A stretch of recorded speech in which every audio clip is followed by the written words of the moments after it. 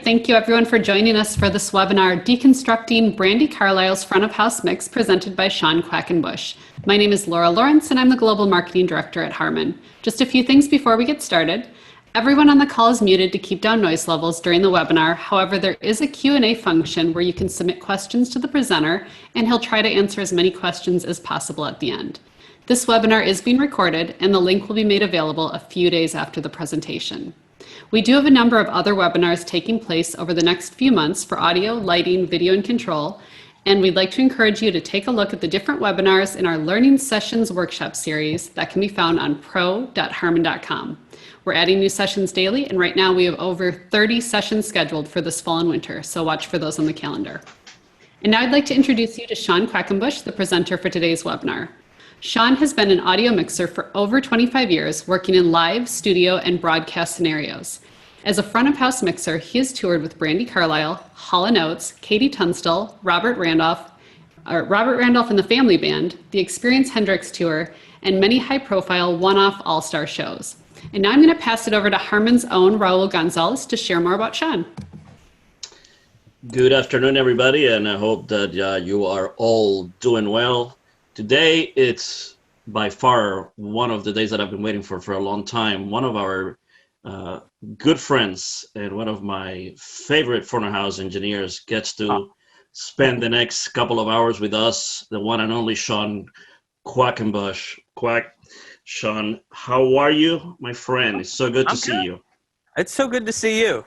So, it would have been nicer to see you at Red Rocks right now, but you know, certain things happened in the world, and I'm in my basement, and you're in South Florida. Yes, sir. I hope things are well in Portland, and you're doing well. Again, it's a good thing. A couple of notes to our audience: try to use the Q&A box. We're trying to get to as many questions as we can on the second part of the presentation, Also, we'll look at the notes in case some people are chatting. You might want to send us some notes and things like that. So later on, as we move forward to listen to some of the music, you might want to set up your Zoom on gallery view so that you can see both the tracks, the multi-tracks, and us talking.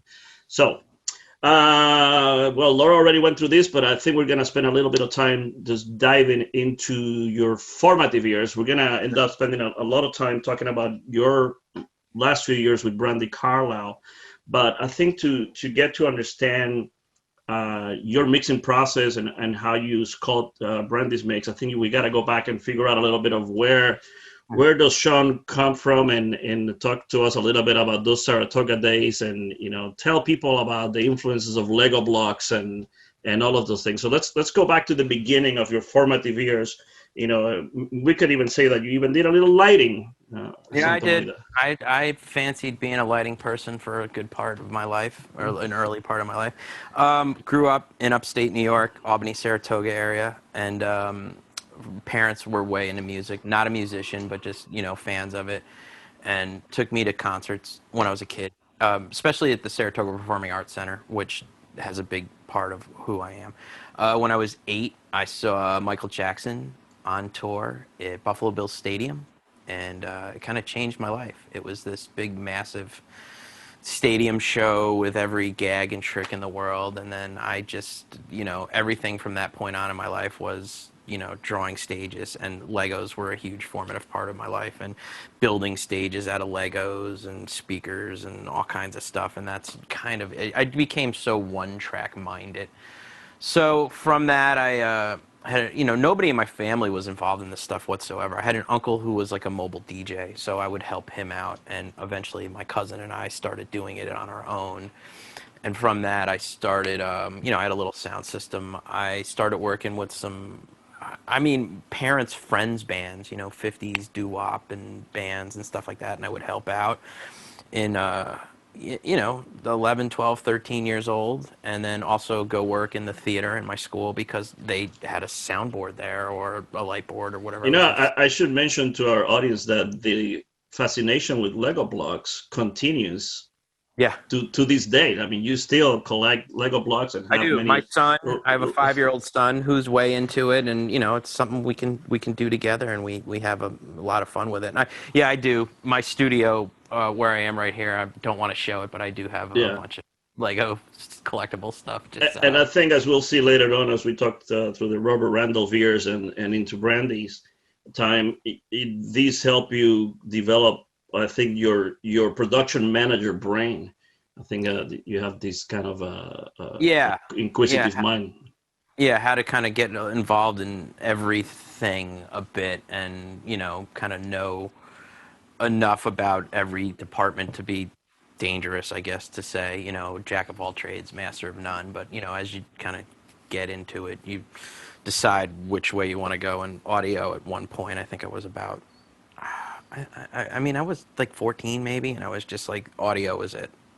The lighting stuff was neat and it was cool, and but audio was kind of my forte. And my later years of high school, I got into this New York State Theater Institute program, which I was way into music and mixing music and mainstream kind of stuff. But you could go to a school where I got to do sound, but I learned the whole theatrical portion of it. Theatrical sound design.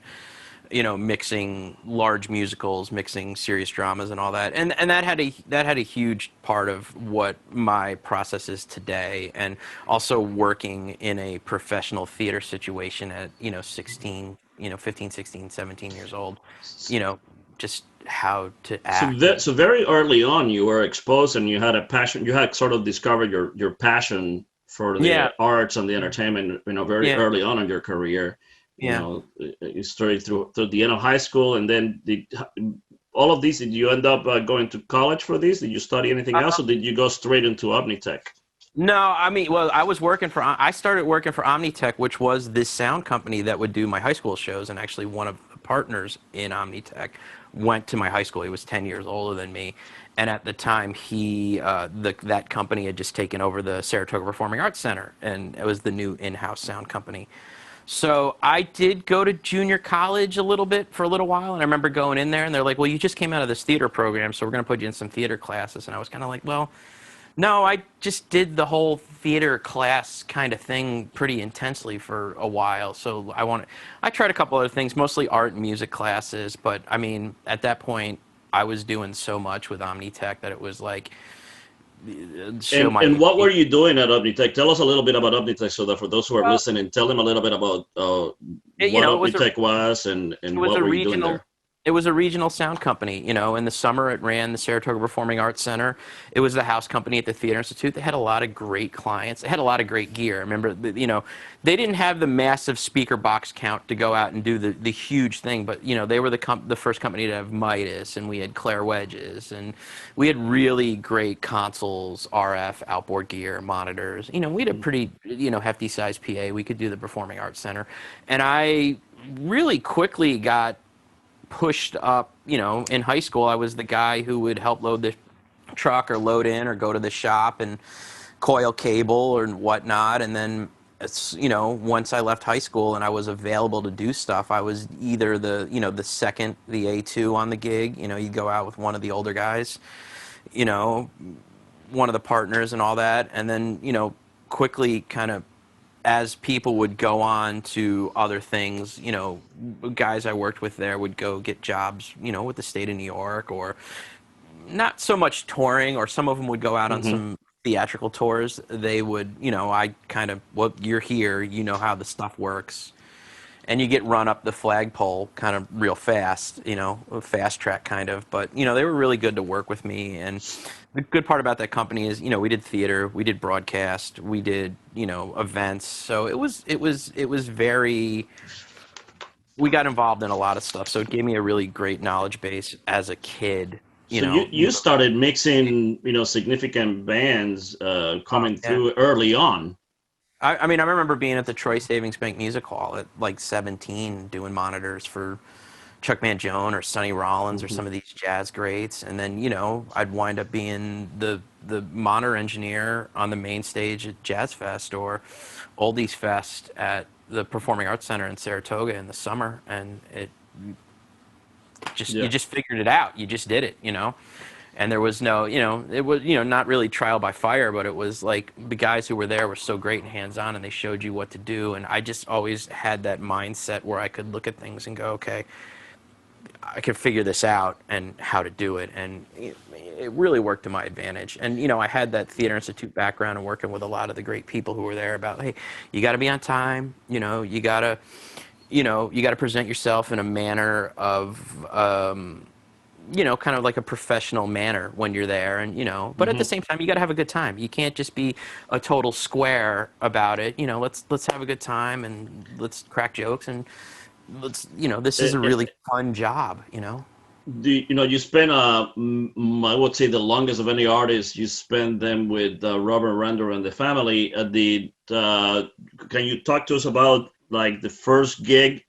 I guess people would probably didn't know that you had a strong interest and influence into all the R&B, soul, funk music. Yeah.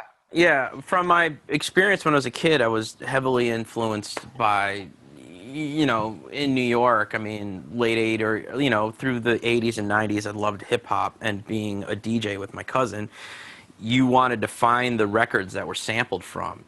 And, it's like you listen to Public Enemy, and they're amazing records to this day, and more, they mean more now than ever. But when you find the sample, James Brown, Funky Drummer, and you're like, wow, this is even better. And you go the original. Yeah, you go and you find, and you get into George Clinton and the Meters and the Headhunters, and you find all these really great records. And so I really love that. My parents kind of always really liked soul and kind of classic Motown, Stax, stuff like that. So I mean, love Sam Cooke and all Otis Redding. And then my mom and my mom was in the 70s. She still is like a card carrying Bee Gees fan club member, and it took me till being an adult going, these records are amazing. I listen to them now, and I'm like, this is stunning. There's no Pro Tools. There's no nothing.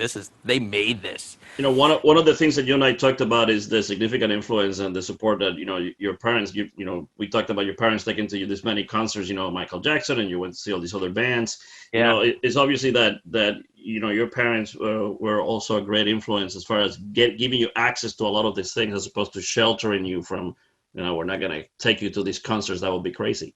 Once they kind of saw that I kind of had a knack for it, my dad was all about it. He was just like, my dad wanted, he saw that my drive and my passion was for it. So anytime I tried to veer away and like spend whatever allowance on whatever fad I was getting into, he's like, will you just stay with this stuff? You're really good at it. At least I think you are. I mean, and the other thing is I come from a massive, my whole family is pretty much in construction. I'm one of the only ones that's not. I mean, carpenters, electricians, operating engineers, big union, construction family. And my dad was like, well, is there a union in this field? I was like, yeah, IATSE, it's the stagehands local. He's like, all right, go for it. Yeah, so that was it. Yeah, my parents are hugely supportive. And as I get older, my father just like, he loves it. I don't want to say he lives vicariously through it, but I mean, man, some of the stuff, like when I got he loved Robert. He actually used to rebuild Robert's chairs, because anybody who's seen Robert, he plays in an old rickety kind of church chair, and he would kick them. You remember that first festival when you had to mix them kind of unannounced or unscheduled? You're the front of house guy. Yeah, it was great. Omnitech, summer gig. We used to do this thing called the Mayor's Cup in Plattsburgh. I'll tell the whole story. The guy, it's a funny story. We did this thing called the Mayor's Cup in Plattsburgh, New York, which is about 3 hours north of Saratoga, up past Lake Placid. And, it was like, I think like a regatta or a boat race. I never saw it, but at night they had a small stage in town. And we were the big company because there was a smaller company called Entertainment Unlimited, who I loved. So we would come up and help them out and kind of do their main stage. And every night you did regional or, somewhat national acts. And I just remember the day Robert was supposed to be there, I was the front of house engineer. We'd bring Pat Bailey with us to do monitors. And then I remember that year we had a good friend of mine, Brian Lang, who we just lost, doing patch and stuff like that. And we just went up, and in typical Randolph fashion, they were supposed to be there at 2:00 in the afternoon to load in, sound check, do the whole thing. And, during the day, you're doing the pie eating contest, or you're doing the local dance recital on the stage. It's a small town. It was a lot of fun. We'd have a great time doing it. And So finally, a backline company shows up from Albany, and they're building all this backline. We're like, what's up? They said, the band's not going to be here till showtime. So we all had their paperwork. I patched it up. It said there was a sound engineer. And I said, all right, just patch it up. We line checked it. It was great. So finally, like an hour after their set was supposed to start, this bus pulls up, and they come barreling down the hill. They get up on stage, and I'm like, where's their engineer? They're like, you're it. I'm like, okay, great. Mix it.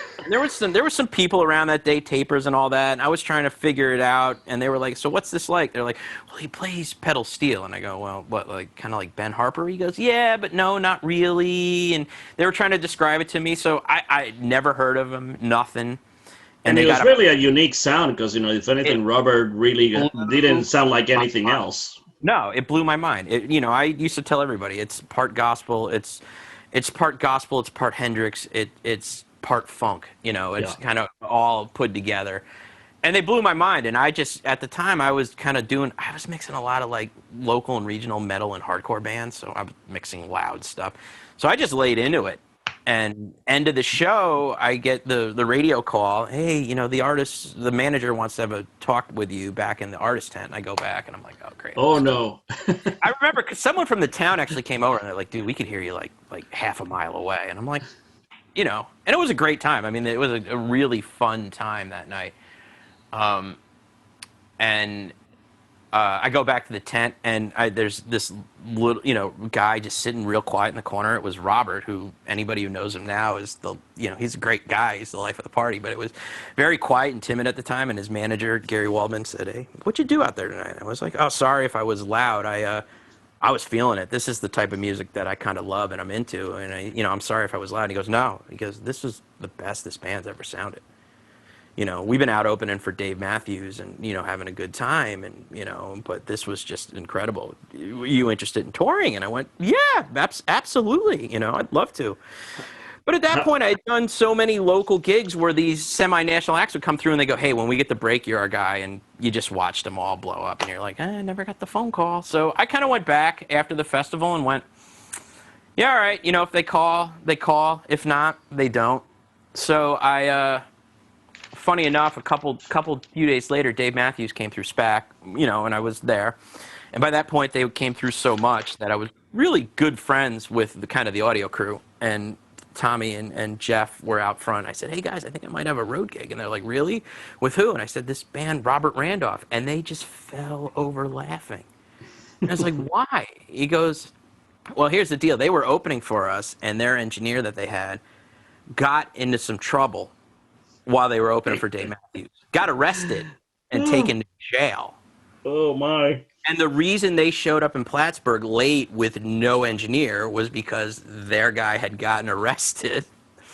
And I just kind of fell into it. So I literally, right place at the right time, their poor engineer, who I'm actually, is a great guy and friends with to this day. And I asked him, "Can I tell this story?" He goes, "Yeah." Yeah, he had gotten arrested and they showed up without him, and I wound up doing it. And lo and behold, a couple weeks later, I got the phone call, and they're like, "You ready to go?" And I went, "Yeah." And I was only supposed to do, I think, 6 weeks, and it lasted, I don't know, on and off for 15 years, almost 13, 15 years. Yeah, you spent a significant amount of time. All of the years that we met at the Gazillion festivals, you're always, with Robert, and it was always, a balls to the walls, nice, dynamic, very active show, which I thought was great. So did you? I guess a lot of things that happened. You guys were thrown into some mega tours pretty quickly on. So very quickly you got exposed. Yeah, exactly. Yeah. Clapton. We pretty much spent 2004 with him. I mean, that band did 2 kind of world tours with Eric Clapton, and it was amazing. And I don't know why I kind of gravitated, because being a regional sound company, when English and European engineers would come through, they were so kind of revered, and they were very demanding, and you were always kind of scared of them. You're like, oh, this guy's gonna, and they just expected it. So when I got out there with them, I kind of stuck to Rob Collins and the whole Concert Sound crew, right? And they kind of took me under their wing, and they were like, Mick Double and those guys and Hannah, they were all like, "This is how you need to, this is how you should." Once again, it's an extension of like your professionalism and, how to kind of get the best out of everything. And, I still say the best quote ever was the night we were somewhere, and it was one of those venues that just wasn't conducive to the sort of music that Robert, was doing. Not that it was bad. It's just like, when you grow up playing in a church with no sound system, everything's on 11. Ballads are on 11, Right. And it wasn't the greatest mix in the world. It was all washed out and all that, and I was really bummed out. And Rob Collins like, oh, don't worry, you did fine, you did great. And then I come back out to hear him do Clapton, and it's stunning. It's stunning, right? What? And I'm like, what? And I'm like, look, and I look at him and I go, how? And he goes, I'm just better than you are.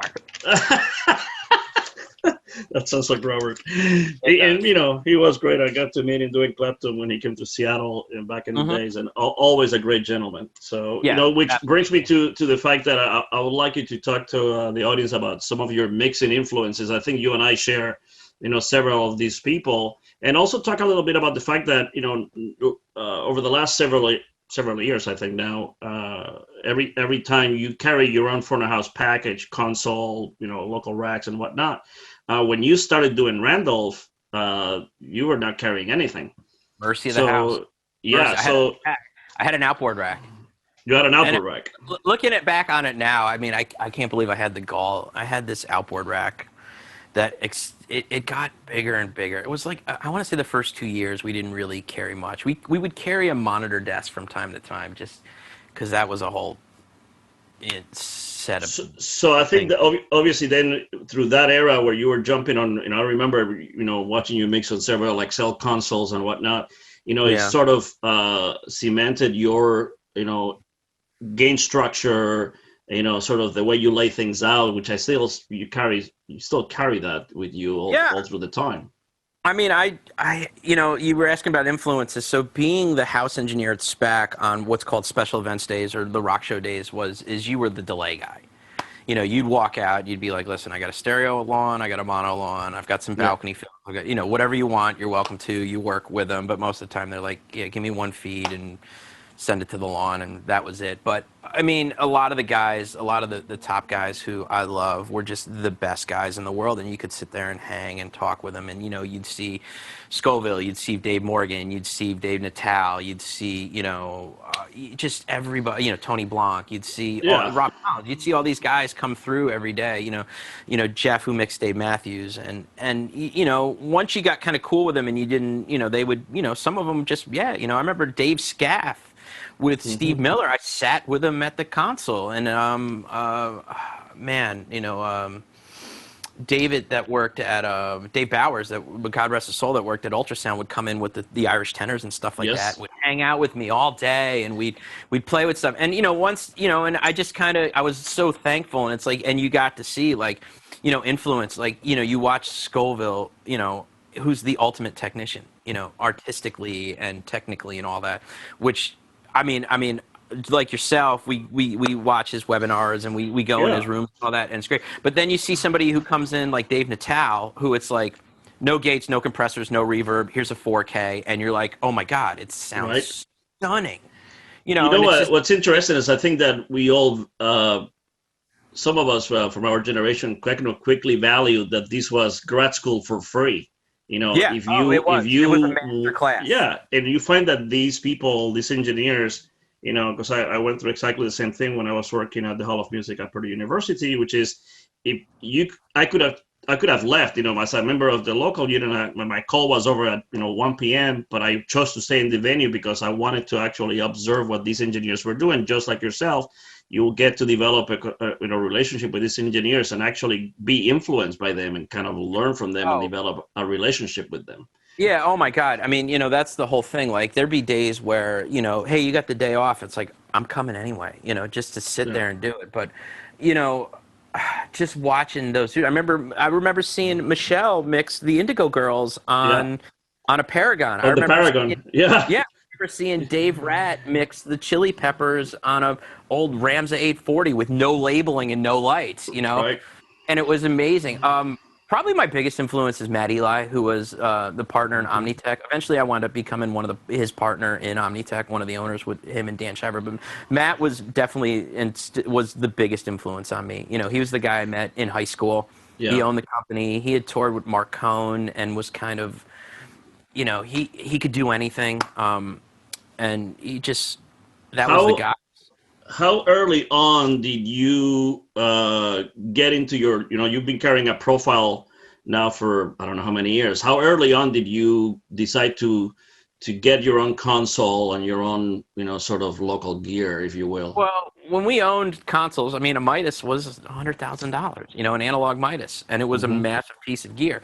So the Avid thing came about was I had a really great relationship with Sennheiser. I had gotten an endorsement through Sennheiser with Robert Randolph. The band had gotten one, and then eventually they said, well, bands work for a while, but engineers work forever, and they kind of came to me and, really took care of me, and I still I have a great relationship with them and still use so many of their products.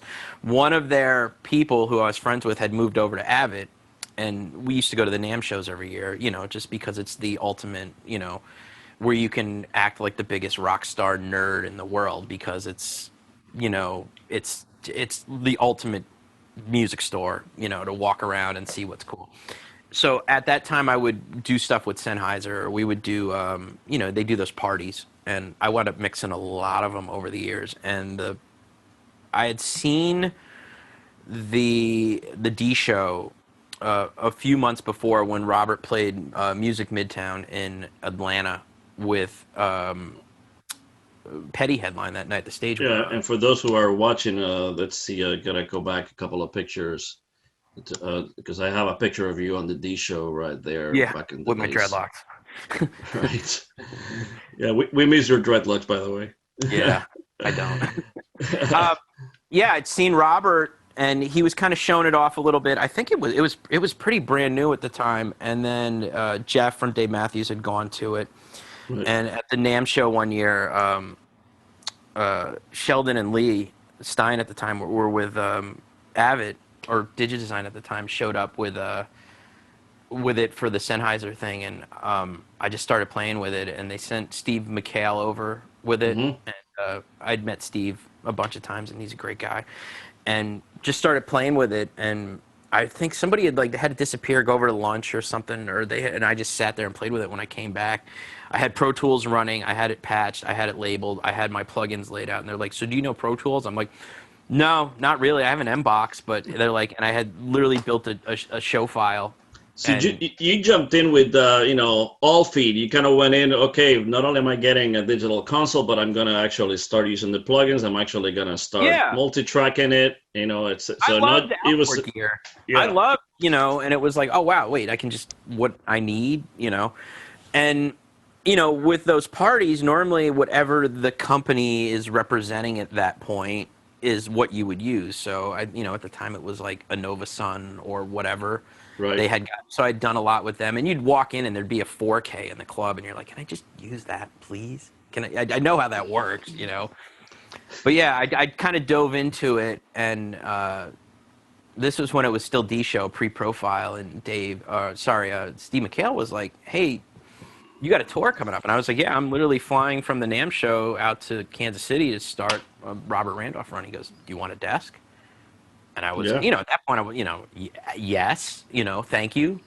And it was great. And I took it out and I had it for a while, and I loved it. And it was the big giant D show with a sidecar. Right.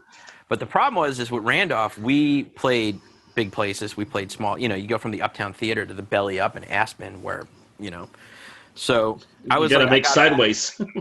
Yeah, I got back and I was like, guys, I love this thing. I love it. I love everything about it. Because at that point, when I got to carry consoles, it was when we were part of another tour. It's like I'm on Clapton, so I can use Collins as or I can use his D5. Or we went out with Santana, and they sent me a PM5D at the time.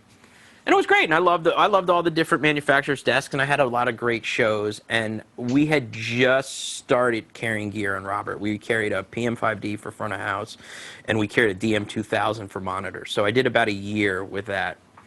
And I really liked it, in all the clubs. We were doing really big clubs and theaters, and it was a good time. And then the Avid came out, and I loved it. But I remember going back to those guys. I go, I love this thing. But this control surface is huge, and, I'm in these places, and I'd like, you could just take the center section, which had 8 input faders and 8 output faders and the giant mouse in it. And they were like, well, we're working on, and I said, I'll buy it. They're like, well, but I said, I'll buy it. And I literally right then and there, it's like, I'm buying it. So the profile came to me very, very early. I remember it showed up at my mom and dad's house in upstate New York. We were still carrying a 5D at the time, and we made the transition. Like literally, the bus pulled up my mom and dad's driveway. We pulled the 5D and stuff off and left it there and put the profile stuff on. My mother actually helped me lift it into the road case. Like literally take it out of the cardboard box and put it in the play case. And I loved it because every time I'd go into like a big place with a big crew call, they'd be like, oh, console party, 8 guys out front. And I'd be out there and I'd be like, hey guys, just in case anybody cares, my mom helped me put this in the case, right? If that's a motherly love, I don't know what is. Yeah. So what? So now you're carrying consoles. You have your own front of house, package, which adds a lot for consistency. So you can sort of have at least that part of it a little more. You're still, racks and stacks everywhere you go. How many years? You said you were with Randolph, probably what, 13 to 14 years?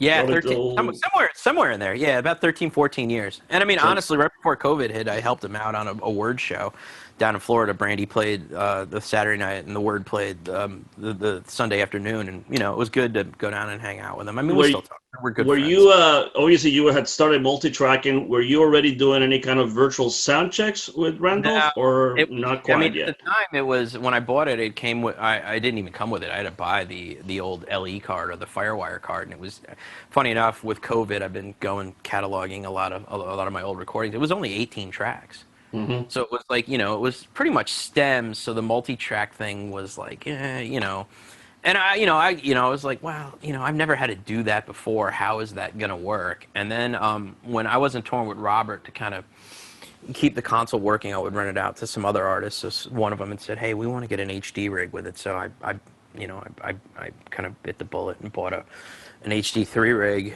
And I remember as we're gonna see later on when we get to listen to the multi-track for Brandi, it's interesting that you have always been kind of at the front end of things. You got the console early, you got an early Pro Tools rig, you move forward to an HD rig. You're always kind of pushing with technology as things are coming out. You're never shy of actually trying new stuff. No, I was never shy, and sometimes it's been detrimental because I've gotten like beta software that you'll load up and all of a sudden it'll lock up and you're like, I shouldn't have done that. You learn, and that was a younger version of me. I mean, I'm middle aged now, or Phil Garfinkel calls me a veteran engineer. But I mean, like, don't upgrade your OS day of show, or like unless you got a few days to really. It's a big shout out to Phil. I hope he's doing well.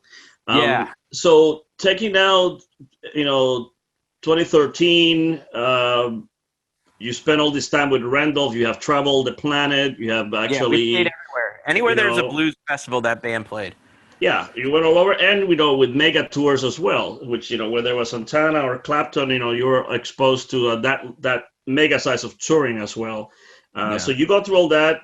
You've done, obviously, kind of your chops are now super solid, and now you get a call to go do Hall & Oates.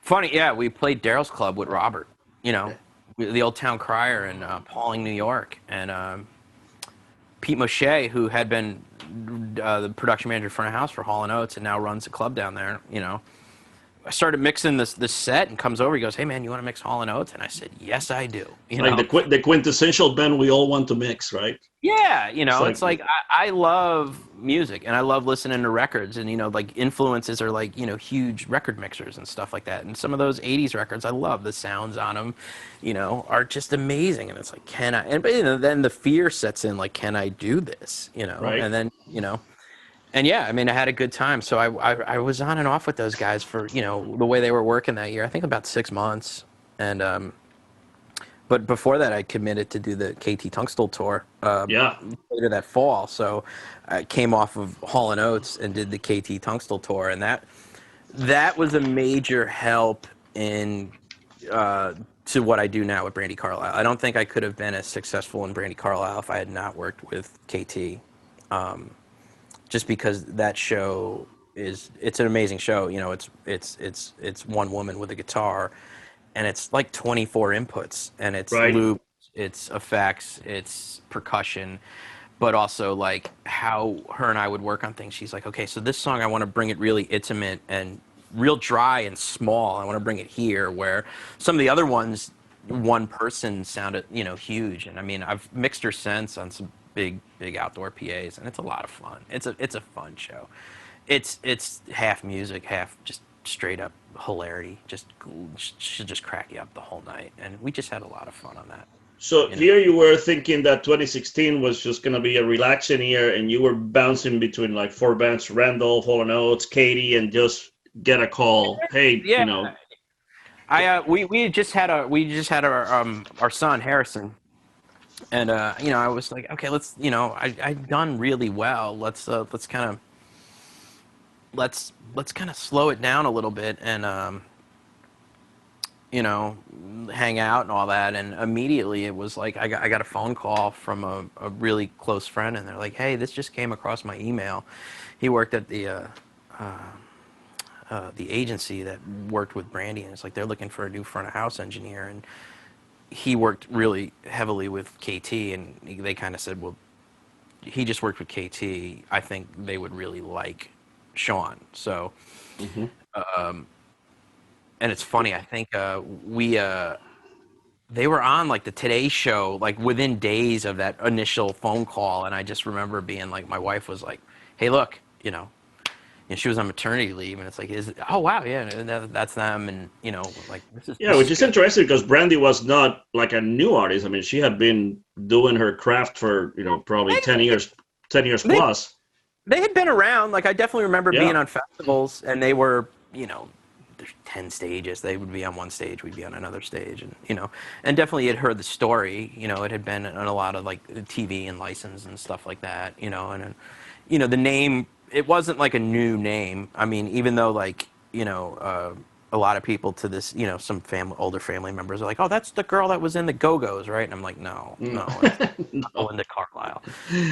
Right. Yeah. But it was an interesting way to actually get the gig. Like most of the time, like when you get a touring gig, you're replacing somebody or you're coming in cold, and it's there's not much to it. You're like, hey, you're going to do this run, or you're going to do these shows. If they like you, you stay. If you don't, but this was different. It was like, I live in Oregon, Pacific Northwest, and they're kind of Seattle based. And they're like, the manager had said, hey, would you go up and sit down and meet with them? I never had a job interview or anything like that. Somebody from a management company is like, are you available? And that's it. Hey, send me your resume. Hey, this looks pretty good, and you're in. And I actually went up to where they live outside Seattle and sat down with them for a couple of hours, and we just, we went to a coffee shop, and we just talked about music, and just stuff like that. And at the end of it, they were like, so in December, we're going to do an acoustic tour, and our engineer we love, he's family. He's been with us since the beginning, but he's going to kind of retire from touring. And we want you to come in and hang out with him and hang out with the crew and all of us and see how you vibe. Just come out for like a week, and we'll see how it goes. And I was like, oh, okay, great, And it was an interesting way about to go about it. So I went back down home, and end of November, beginning of January, I just kind of flew out to the East Coast and drove up and met up with them all, and just kind of PM'd a little bit and hung out with Alex, their engineer, who was great and awesome, and just kind of saw what he did and kind of his take on songs and stuff like that, and took some measurements, took a lot of notes. I'd get the set list every night and sit and follow along and be like, okay, so this is. And at that point in time, they were carrying like a bus and trailer scenario, no big PA, no big the thing, like we talked about in the headliner, the thing is the band is consistently, there's no like set Brandi Carlile show. It's not, you just don't book it and it comes in and it's that show, that goes from show to show to show. It's like there's the solo acoustic Brandi Carlile, there's the trio with the cello player. Right, and we're gonna go through all that. You know what? Why don't we, for people who are joining us, you think you can cue the video a little bit, and we can watch a little bit of that video so they can have an idea of what Brandi and the twins are like? So this is we've been streaming since COVID, and this was one of our early streams. So forgive us if there's any kind of crazy syncs or anything like that. But this is the song we're going to work with a lot today, and this is just them in our studio slash production studio up, and just kind of doing well, this is actually the quartet, so Josh is playing cello. But yeah, let me boot this up here, and here we go.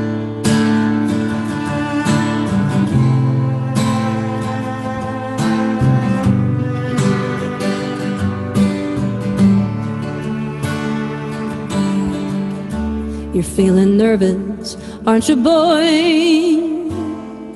With your quiet voice and impeccable style. Don't ever let them steal your joy and your gentle ways to keep them from running wild. They can kick dirt in your face, dress you down and tell you that your place is in the middle when they hate the way you shine. I see you tugging on your shirt, trying to hide inside of it and hide how much it hurts. You little live while they can. Let them spin, let them scatter in the wind. I've been to the movies, I've seen evidence, and the joke's on them. So this is our streaming setup. Fantastic. Which we will talk about a little bit later. Yeah, absolutely. So there's so many different. What it is when I set out with them initially, it was that configuration of Brandi, Tim, and Phil. So that's Tim and Phil Hanserat. They're identical twin brothers, and that was probably, if I'm going to be 100% honest, the most difficult part of when I first started touring for them was knowing which one was which. You kind of got mixed up a little bit, but yeah, that was. So we head out on that tour, and I just spent the first week taking notes. And when I prep for a tour with Hall & Oates or Experience Hendrix or Brandi Carlile or KT Tunstall or OAR or any of the acts I've kind of worked with over the years, I definitely heavily listen to their music, and I sit down and write down. I ask for a set list normally. Hey, what's an average set list? I know some of the bands, they change, but give me like the core songs that are kind of every show, and I'll listen to the record over and over and take notes and take notes and take notes. And Hall & Oates was a big one, I remember, just because those records, the sounds of those records are so iconic that you just sit there. And then from there, I would start and go in and build a show file and layer effects or whatever I kind of want to do. So by this time, of course, you're carrying your own profile. You spend those few weeks with Alex where you get to sit down and you have your set list and you get to sit and watch him. And you start sort of, you and I were talking about this the other day, you start sort of deconstructing the mix, sort of to lay it out in the way that you mix. You start kind of making your own mental process of, okay, here are all the markers, all the cues that you got to hit for each song. Yeah. But you start to sort of implement that in your own manner, in your own mind. You're going to go, okay, how am I going to do that? The way I lay out my console, the way I lay out my effects and whatnot. And I think, you told me something that stuck with me, which you quickly on, you realize the huge shoes that you have to fill from the point of view of the record, the people that worked on the record and whatnot. I mean, if you look at Brandi Carlile's track record of recordings, I mean, the producers and engineers that worked on these records are literally amazing. I mean, you got, Rick Rubin, T-Bone Burnett, Dave Cobb, Trina Shoemaker, Jerry Streeter, who became our monitor engineer, was the assistant engineer on 2 records. So, I mean, that's an honor in itself, having him on the road with us, so I can kind of pick his brain. But, I mean, man, in a lot of people's different sounds. You got Rick's sound versus Trina versus T-Bone's, and then when we get to, I mean, when I started, they were kind of on the second half of the Firewatcher's Daughter album cycle, which they had gotten nominated for a Grammy for, and So I kind of finished up that, and we did that. They did that 2-week run with Alex, and I hung out the first week and drove back to my mom and dad's house and was getting ready to go back home to Oregon. And they were like, "Yeah, this is great. We think you're going to work out. Come with us on New Year's Eve. New Year's Eve is going to be Alex's last 2 shows, and then you're in the driver's seat after that." Well, I guess Alex had a family emergency once I got to my mom and dad's house after that first week, and I got a call after eating dinner with my mom and dad from Tim and Phil Hanserot. And they said, "Hey, we really loved having you, man. It was great. We think you're going to be a great fit. By the way, can you come back tomorrow and finish the tour?" So, I mean, I don't even think I had a show file built at that point. I think I was like formulating it in my head, and I was like, what are you going to say? No? I'm like, yeah, okay. Was there any apprehension on your part, knowing all the background of the record engineers and everything else? Or is there a moment when you went, Not at that point, because I kind of went into it, I don't want to say blind, but almost a little bit deaf to it, because I didn't know the records that well. Mm-hmm. It's like I didn't know them inside and out. When I went into Hall & Oates, we all know Maneater. We all know Private Eyes. Right. It was a staple if you grew up in the 80s on the radio. These records I didn't know that well. I had bought them when when the band had inquisited about me maybe coming to work for them. So I started listening to them, but I didn't really, because I knew I wasn't going to be mixing until into 2016. And then all of a sudden it's like, okay, well, here's my notes from that last week of shows. Let me kind of just keep doing what Alex is doing, and maybe just add kind of my mindset and my process of tuning PAs for consistency, and so you're really digging into your bag of experiences and tricks from all those years with Robert, Hall & Oates, all the years at Omnitech. That this is all starting to pay off now. Because it was all about, like, I'm not big on, if an artist asks you for something, the worst thing you can say to them is no. This can't happen. It's, Robert especially, it was like so many things would just kind of happen, and you just kind of had to make it happen.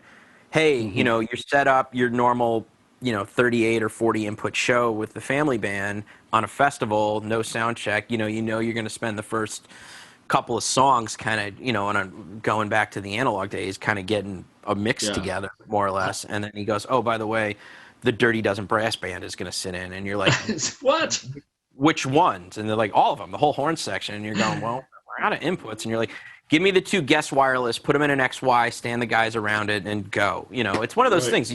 You got to be able to make things happen. I mean, a big thing to any engineers who are up and coming, I know, always have guest inputs available. Have, if you can have a couple of wireless handhelds, with Brandi on our big show, we always have a couple of DIs downstage in case. Here's a list of all of the different formats, at least for now, bands that you have to basically shuffle at any point in time. Any of these could show up at any point in time.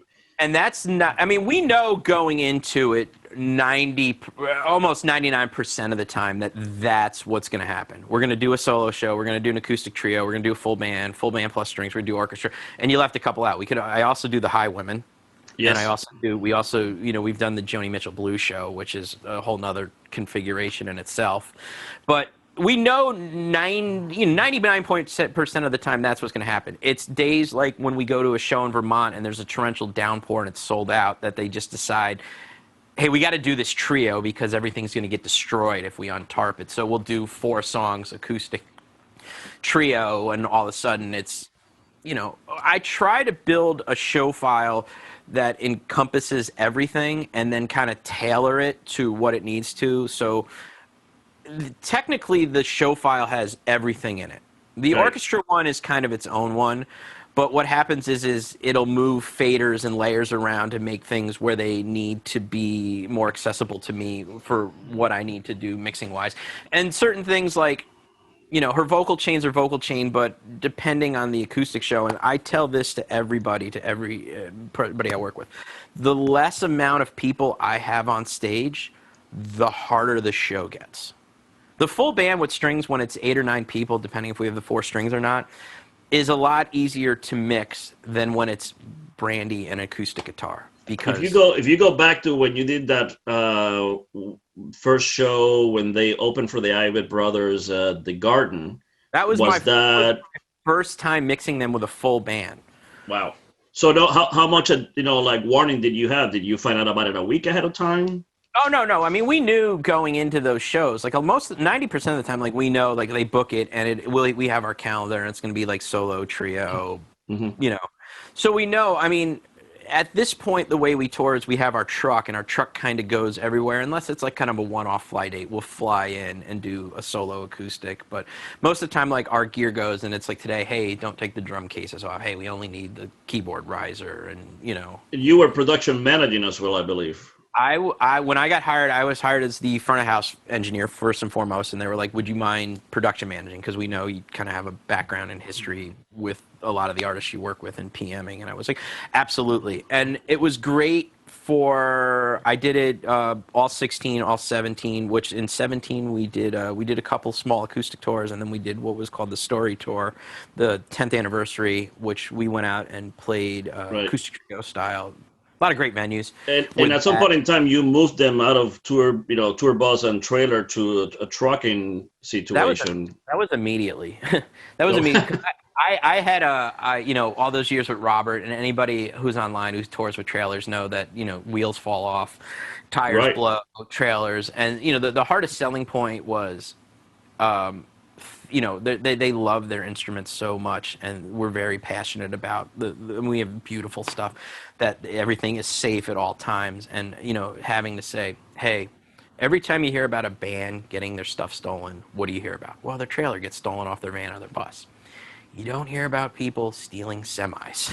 No. So it's hard to break into a semi and get into a guitar vault when it's 38 feet in front of the truck. No one's getting it to get it.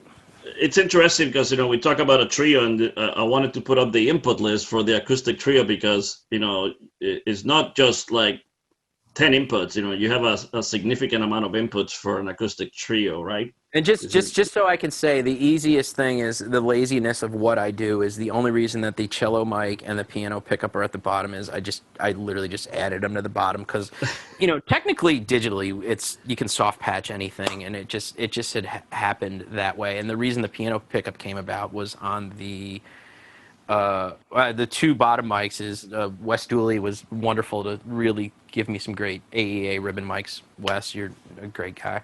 And we played the Ryman for 2 nights on that Story Tour, and our good friend Mr. Les Banks had a helping steel in the grand piano, and he goes, There you go. And the best part about it was we did the 2 nights at the Ryman, which were stunning, and the piano just sounded amazing. The next show was in Houston, Texas. I was like, hey, do they make these things still? Because, Helpin' Steel were pretty famous. And it just so happened that Helpin' Steel is in Houston, Texas. And I literally went and met with Mr. Helpin' Steel and sat down, and he taught me how to put it in and all that. And then as of lately, I've been using a Shirtler. I got a pair of Shirtler piano pickups I'm really fond of. So, I mean, normally, it's a pair of DPA 4099s and an acoustic piano and some sort of pickup. And it's worked out really, really great. And you really use the pickups for the big left hand and a little bit of the high-end stuff. Yeah, and there's the monstrosity. So it's interesting because, I think for a lot of people don't realize that you're not, at least, many shows that I've done with you, you're normally not carrying. Well, you're production managing, but you're also not. You don't have with you an assistant that goes to front of house, sets up your console, does the line check for you. So when you're production managing, somebody is taking care of your front of house and making sure everything is ready for you to come and mix. You're still doing all of that. I was doing that up till 2018. Kind of once we did the first. So, by the way, I Forgive You here. There's this wonderful, amazing record that Dave Cobb and Shooter Jennings made, which. We'll get into that and the sound of that record. But I did the first whole year as the PM. Ike Scheibel, who's our tour manager, who came with me when I came on to Brandi, I brought him over with me. Honestly, one of my oldest and dearest friends. I love the guy. We fight like brothers, but we honestly love each other. And I brought Ike on with me. So Ike and I, Ike kind of handles band musicians' movements, but then when we get to stage, it's okay, lights in, lights out, and all that. And it was great. And I did that whole first year, 2018, of the By the Way, I Forgive You. So I did all the production rehearsals as a PM and putting the package together. And then when we got to 2019, and it was going to be a huge year for us, 6 Grammy nominations. Right. The band, it kind of came to the point where it was like, do you want to production manage or do you want to be the front of house guy? We love what you do at front of house, but it's getting to the point where it's like, I can't have, the band's thinking, we can't have Sean worrying about, how far the barricade is from the deck. Yeah. You were coming to that sold out show at the Garden where, last time I saw you, and, these are events where you really need to be on your game at front of house, and you need a production manager on their game at the venue. I can't, worrying about labor numbers while I'm trying to, get the PA in line. And also on that first leg of that first tour, we weren't really carrying PA a whole lot. We get to the Pacific Northwest and Mark Carlson, who we kind of act as our vendor. I own, with Brandi Carlile, I own... A big shout out to Mark. He's a good friend. I worked for Mark many years ago when I lived in Seattle, one of the hardest working men in show business. And Mark and Jonathan and everybody at Carlson we love.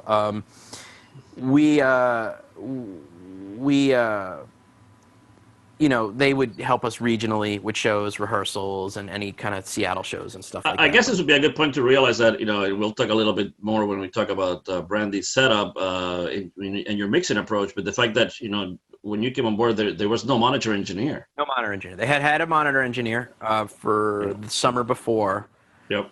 The summer leg of the Firewatcher's Daughter tour with Alex, and Jesse Turner was doing monitors. And when I came on, the band was like, hey, let's just go with house people. And, the lead up to that was okay, but, my first full band show was Madison Square Garden. It was Madison Square Garden into a room, a large space in Philadelphia. I forgot the name of it. And then we did Worcester, the arena in Worcester. So it was like we had gone to the Avett Brothers company and said, hey, can we rent a monitor package and an engineer for that? But as we progressed later that summer, which was kind of my first big summer tour, and I remember the first show of that tour was New Orleans Jazz Fest, which is huge. Right. And I owned the whole front of house package. I owned the riser package. I owned the mic package. I had distros. I had everything. And I would literally walk over with a tail set and go to the monitor guy, here you go. But the monitor situation with Brandi and the Twins is, at the time we were a 5-piece band. So drummer and keyboard / cellist Josh Newman. Brian was playing drums at that point, and those two were on ears. And then Brandi, Tim, and Phil. I mean, from what you see from that to our full band, that stage plot, it doesn't really change. It's 4 wedges. They each have a single wedge, and they don't really have a whole lot in it. It's mostly a little bit of their vocal and a little bit kind of some of the acoustic guitars. And I mean, the way that they work is she listens to the room and the PA and what I'm doing, and what she's not hearing or feeling, they add to the wedge, which is honestly usually just a little bit of the high end in the vocals and the guitars, just to give the articulation. But the rest of it is literally just feeling the PA. I mean, so much to the point that some of the new cardioid PA systems don't really work well for this band. And we kind of, we're not really into it. And we've been doing a lot with adding some heavier front fills and infills to kind of connect them to the PA a little bit more. Yeah, we'll talk a little bit about that when we get to the Garden show. So I'm curious if... Yeah, go ahead. No monitor engineer. And then as we progressed, we went out with a Old Crow Medicine show, co-headlining, doing kind of amphitheaters and huge theaters, and it was like, hey, let's use the house rig, and these places, they don't have rigs, so it just seemed more, it just seemed to better kind of fit to carry a package, because a one-day rental in the middle of nowhere was more expensive than renting it weekly and having it on the truck. We had all the room in the world on the truck, but and then getting a monitor engineer, that's kind of when Jerry, who was, kind of the assistant second engineer on Firewatchers in Bear Creek, Brandi's like, I think Jerry should do it. And I remember calling him, you ever toured? Nope. You ever used a digital board? Nope. Just studio. And I was like, here's the manual, here's the show file, here's the offline editor. I'll see you in North Carolina, And he's become such an asset to me, because especially when we get into mixing, by the way, I forgive you, he was such an asset of bringing things in. That's definitely me exaggerating my ears. That's a trick I picked up. It honestly helps. It exaggerates. I do the same. It's as you can see, the person right behind you is doing exactly the same thing. So it's the right thing to do. That's Kelly, our assistant. Big shout out to Kelly. You think we can listen to a little bit of the multi-track or the 2-track that you have for the acoustic song, and then we can let's listen to the 2-track and this is a 2-track from. I'm gonna stop sharing here for a minute. Okay, and this is actually from a couple of years ago. Actually, this is the beginning of 2019, and. I just threw in a 2-track so you could hear what the acoustic version is. And then we'll talk a little bit about your mixing approach in general. Let me just give some background of this record. So, By the Way, I Forgive You is the name of the record. It was produced by Dave Cobb and Shooter Jennings. It was recorded at RCA Studio A in Nashville, and it was a big deal. The record. And it's an amazing record. 10 songs. The Joke was kind of the big single that everybody hears, and the one that was up for all the Grammy Awards. It's the one we performed on the Grammys. And so the background to me, so we've 2016, 17, and then the end of 2017, I was given an advance copy of the record and starting to learn it, and the band was like, this is what the show, we need to translate this to a live performance. Now, when you hand a record that is dripping in plate reverb, spring reverb, tape echo, very old school, very one mic, one to three microphones on a drum kit, nothing, it's not the Thriller, Gaucho, Steely Dan, Asia kind of record. It's very, but it makes such a powerful statement by the way they recorded and mixed it. Mm-hmm. So I was handed this record, and especially The Joke, knowing that was going to be the single. There was 1 or 2 songs we had kind of performed pre the record came out.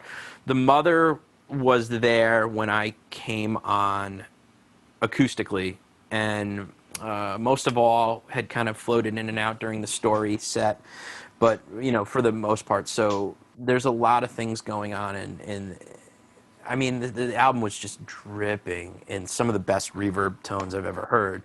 So to recreate this, and we kind of have a saying between all of us. It's like with reverbs, it's like that one sounds kind of guitar centery. We don't want it to be. We all love boxes and whatnot. So the way that this came about, so the whole touring cycle for this record was going to be, we're going to add band members. We get a new drummer, Chris Powell, who played on the record, who I love. And we added 4 string players, 2 and not a typical string quartet, and I worked a lot classical at SPAC, mixing New York City Ballet, Philadelphia Orchestra, New York State Youth Orchestra, stuff like that. Not a typical string quartet, 2 cellos, viola, violin. And the violist, Kristen Wilkinson, wrote a lot of the charts with Paul Buckmaster, who famously Elton John, Rolling Stones, did all the strings on this. So it was going to be a huge, important part of the show. And when they gave me the record, and I mean, I studied it. I remember the first day I got it, we were actually doing a solo gig on the coast of Massachusetts, and I sat in the car for like 4 hours just listening to it again. Okay, where it comes in, how it goes out. Because the way it was explained to me when Brandi and the twins sat me down is, you're playing in the band now, because these reverb sounds and stuff like that are an instrument now. Mm-hmm. They're no longer just, we all know, hey, the band plays, you put a little reverb, you tap your delay, you let it go. And then the end of the song. I mean, I do more effects changes in this show. I do a lot. And a lot of them are level rides, and a lot of them are, does this song need delay? Couple different reverbs. Normally you'd have a big reverb and a short reverb, and your delays would fluctuate depending on what is needed for the song. So with this, it's like I have a big reverb and I have a really big reverb. And we're going to go through all of that when we get to the part of Brandi. I think I want to go to the record so people have in their mind a little bit of the sound. This is an acoustic version, so yeah. It's a little bit different. We don't do the big yell at the end. I'll play a minute or so of it, and it's once again, it's a three-piece. So Brandi's playing acoustic, Phil will play acoustic bass, and Tim will go back to the piano and fill in just very delicately. So here, check this out. Right.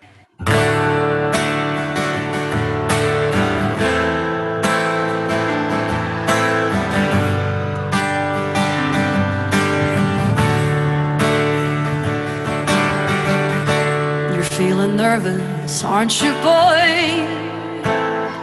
With your quiet voice and impeccable style. Don't ever let them steal your joy and your gentle ways to keep them from running wild.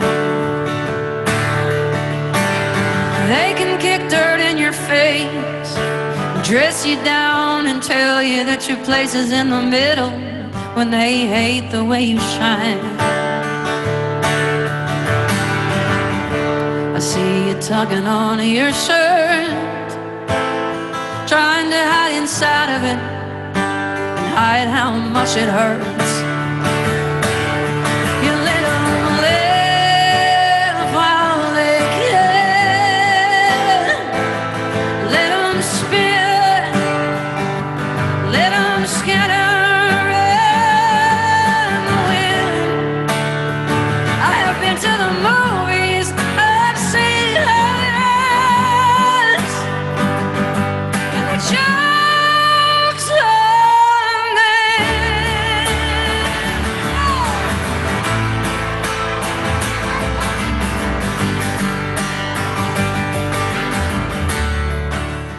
So, really there? Hello? Yeah, so this is a acoustic trio. It was outdoors, so if you could hear, I was probably pushing the effects a little bit harder to get them to translate a little bit more in the outdoor situation than I would as in a theater. When we started that tour, we were mostly doing large theaters, and we were doing a lot of big festivals and stuff like that. But yeah, most of our shows, was 3 nights at the 3 nights at the Beacon in New York, and we did the Moore in Seattle for a couple of nights, and it was a lot of stuff like that, and it was a lot of fun. But that was kind of the end of 2018 was when the production manager thing kind of went away, because we knew the Garden was coming, we knew these big festivals were coming, and in order for me to kind of be on my A game and be able to sit out at front of house during the day and listen to playback mixes with virtual soundcheck and really refine stuff. But I mean, most of the stuff, so the way we kind of came to this stuff was we started in I got the record, and then around Thanksgiving 2017, Chris came out, and we literally sat up in Brandi's living room, and we started just rehearsing, and they had me there, and I was starting to really work on the vocal effects in the room, and it was just, honestly, a small compact mixer, and it just so happened I grabbed a PCM 60, which I know is kind of the rage right now. Dave Ratt just kind of did his video on it, but I brought it as not any other reason, as just it was a reverb laying around. I didn't know what the Mackie had. It was kind of their old rehearsal rig, and I brought that, and I brought a tape echo, and we plugged in that PCM 60 and threw the plate on it, and they went, "That's our plate sound. That's it," And it's simple. I like things like plugins. I like guitar amps. I like things that, the less knobs and the less to fiddle with. I always kind of feel that it sounds better. There's no LED display and massive menu. It's just like plate, Yeah. Hey, Sean, you want to switch back to your camera? Oh, yeah, sorry. We love the Pro Tools. Sorry. Oh, yeah. So, yeah, so, I got a P60 up there, and that immediately became a part of it. The tape delay was really difficult to work with. Yeah. It broke a lot, so that kind of went away. And Matt Eli taught me how to use a PCM 42 at about 15, and I have 5 of them now, and I don't go anywhere without them. Collectible item. My favorite one. you know, and I've mixed a lot of dub music and stuff like that, so I, you know, do that kind of tricks, and it's just nice to have a delay that, you know, you can do that. So I'm curious for you to talk to the audience a little bit about, besides mixing Brandi, because you have mixed all these other all-star bands, you know, Yeah. a lot of challenging events, you know, a little bit about your mixing approach in general. I mean, I'm familiar with your input, you know, sort of structure. We have a picture, you carry your own, you know, profile, you carry some outboard gear. So talk to us a little bit about that. Talk to us about, you know, your combination of plugins and outboard gear. And actually, at the end, I think something that I think has been repetitive through the many different artists is that the trust that you develop, you know, from the artist on you, you know, whether it was Robert or Hall & Oates or Katie, and they trust you to represent them in the correct manner. So I just kind of talk about that a little bit. Yeah, I mean, so my rig, initially when I started out, I was like, it's all going to be in the box. I'm going to stay in the box. It's all going to be plug-in based and all that. But you find, especially like when we started putting this together, it needed some things. And Jerry came in with some really great ideas. So it was like, we knew that reverb was going to work great for the plate sound. And then we needed the bigger reverb. So we wound up getting a couple of Demeter spring reverbs, and they were great. The problem with them is they break consistently. And I love having it. And it's literally like a 5-second spring, and it was great for, I'll play what. So eventually we had to swap that out, and I brought in, I just had a PCM 91, but also I have in my session, because we all know that rec gear anything can go wrong. I have plugins backed up, and sometimes when we do fly dates, I can't carry the hardware unit, so I kind of have, they sound okay, you know, what I've kind of dialed up. But yeah, there's a bit of outboard. It's mostly not dynamics. Most of the dynamics are on board. My outboard stuff are mainly effects and some harmonic stuff. The beginning of that tour, Sonic Farms Creamliner showed up, and we know the profile at this point is somewhat of a legacy. Well, it is a legacy console, and I was kind of getting ready to make the switch at the beginning of 2018, and then someone showed up. Actually, the owner of the company showed up in Vancouver with this Creamliner, and I kind of inserted it on my master bus, and I'm like, okay, so I'm great for the next 2 years on this console. You know, all of a sudden it opened up, and everything was great. So you're doing a nice combination of plugins right on the profile, but you're all still using Lexicon outboard effects. You have a Cream. Yeah. I've got a Creamliner. I don't know if you can see in that rack. There's 4 Neve. Pre's. What are those for? 511. So our strings you'll hear on this. We want it. You know, the big saying the whole time was, we need the strings to be lush. We need them to be lush. We need them to be lush. So what we wound up doing was we bought some 511 Pre's, and we thought, okay, these are going to be great. And the rehearsal schedule was, we did a rehearsal in our living room, and then a couple of weeks later we actually did like production rehearsals in the high school that she went to outside Seattle. It was a brand new facility, beautiful. We literally loaded the whole show, and we had the kids come in as stagehands. I said right to the theater director, because this is the stuff that I loved as a kid, full circle.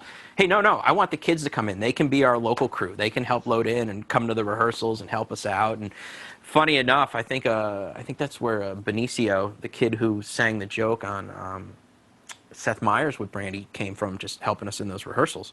So we loaded into high school and did full production rehearsals, and mostly I multi-tracked it, and we were real happy with the outcome. But you know, we listened to MP3s afterwards, and we're like, you know, the strings, they're almost there, they're almost lush, you know. And we went through, and I came back here with the Avid system and set it up completely, and I mixed the show for, I want to say, a month and a half. I would just come down in the morning in my pajamas with my cup of tea, and okay, let me just run through the set, and I would send MP3s up to Seattle, and they go, okay, and then we brought the.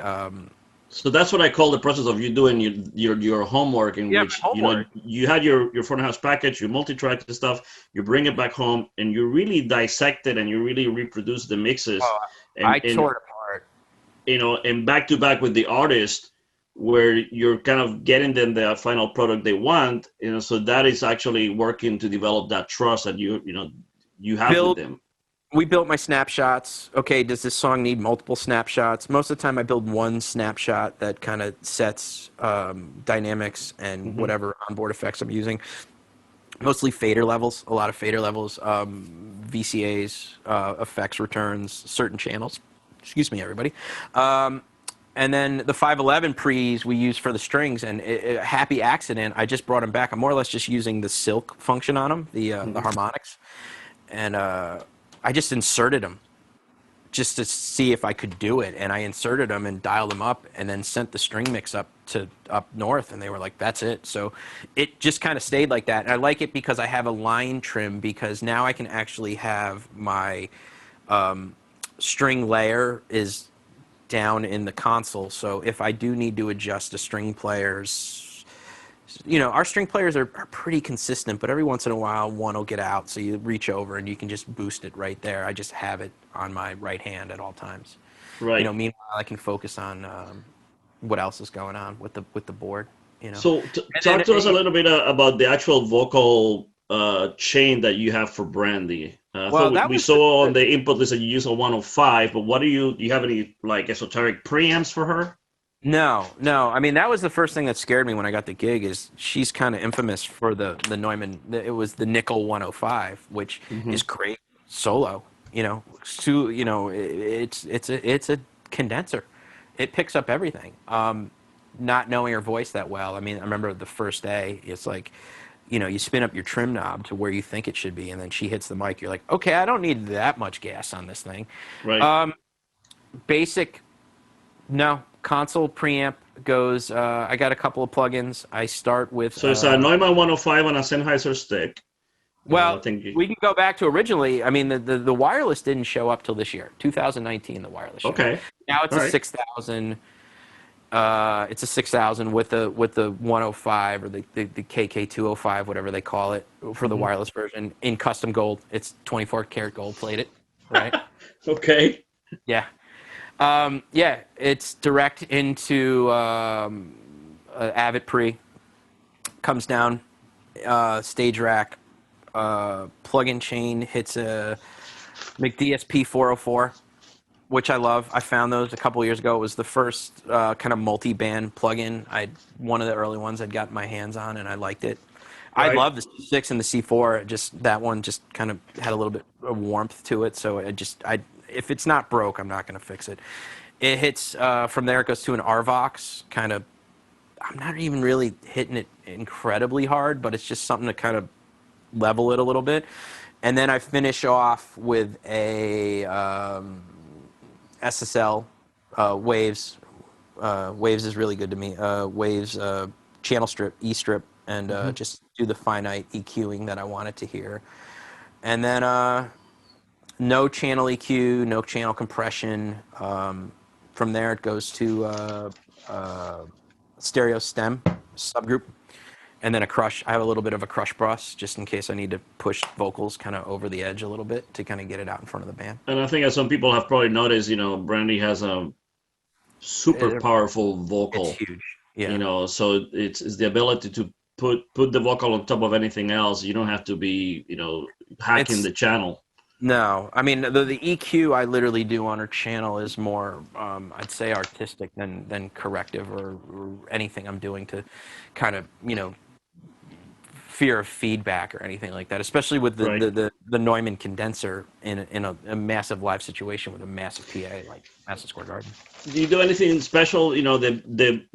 You and I have talked about this before, where the show, as you go through many different songs on the show, it can be a very intimate moment where you may be mixing at 87 dBA, and then it'll have full-on rock, Yeah, I mean, rockabilly parts of it at 102 dBA. So it's like, do you have anything particular that you do to manage all the dynamics? Honestly, I try to take the audience on a journey. I don't want everything to sit like this through the whole show, and that's great. I love people who do that. But this band is completely acoustic. There is no click track. There is no playback. There's no samples. There's no Ableton. There's none of that. It is literally the most high tech thing we have on stage is a Nord. And all that is doing is vintage key sounds. There's no MIDI anything. There's nothing, no time code. So everything is mic, board. Yeah, I PA. recall you guys coming into the Grammys, a little bit, a little while ago, and it was like, okay, we have this many tracks for playback, we have this many tracks for this, and there's like, okay, there's none of that. Like I said, yeah, the Grammys was a great experience because we go in, and I had done the Grammys a bunch of times before, and they said, hey, we have 24 tracks of playback. I was like, yeah, I don't need any of that. And they're like, well, what do you just need, click and slate or whatever? I said, no, I don't need that either. They're like, but you have string players. I was like, yeah, just clip mics on them. They're going to play the strings, Right. And then with the effects, of course, was a whole nother journey, which I'll play for you in the full mix, is going to Leslie and everybody. It's like my whole saying with TV when we were doing all the promotion for the joke is if you think there's too much reverb, go farther. That's how we want it to be. And it's interesting. I think people should know that you write, during those effects that we're gonna hear in a few minutes. You're writing the actual master effects sense, into the reverbs. There's little automation. There's snapshots that start the song where I need to, but 90% of the time, most of the time, I'm on the VCAs. I have the vocals accessible and guitars, acoustics mostly. And then a lot of the times I have the effects. Now I can get to everything easily by flipping faders and all that. But it's always kind of VCA. VCAs are laid out for players. So drummer. The only VCA that doesn't have a single player is my strings. Right. Yeah, I look at this the quartet. It's that riser. It's kind of risers. People on risers. Are you shooting to have for your final product? In other words, your final mix going to the PA to be as close to the original record as possible, or you have additional goals where you're trying to make it more dynamic depending on what the room is like or what the audience is like? You have to play in a lot of these rooms. Like Madison Square Garden's a great sounding room, so you could hit your effects as much as. But we all know we go into some of these arenas, and reverb is going to be, if you add that much reverb with a song like this, everything is just lost. So a lot of the times, it's not just turning on a big giant reverb and leaving it; it's feathering it in and out and bringing it in where it needs to have the effect for that part of the song and come back where it needs to. So you always have a clear vocal coming through, and it just and that's the huge part of it. It's like you got to remember at the end of the day, it's Brandi's vocal is it. I mean, my whole theory, and it took me a long time to get to this, is it's all about the vocal. If they can't understand the vocal and what they're singing, you've failed. You could have the greatest drum sound, and I tell everybody, no one's going to leave talking about the snare reverb. Hey man, that's snare reverb. If they can't hear the vocal, that's the first complaint. They're gonna line right up where you at the mixer, and they go, "Hey man, the vocal. That's it, and that's what it's all about with somebody like that, But on top of that, it's like, and then once you got that great, then you can start going, okay, I need this huge string verb, and I want all this crazy stuff. So most of my automation or snapshots is some panning. Effects changes, dynamic changes, but with the show level, I just, the audience is going to come with Brandi wherever she goes.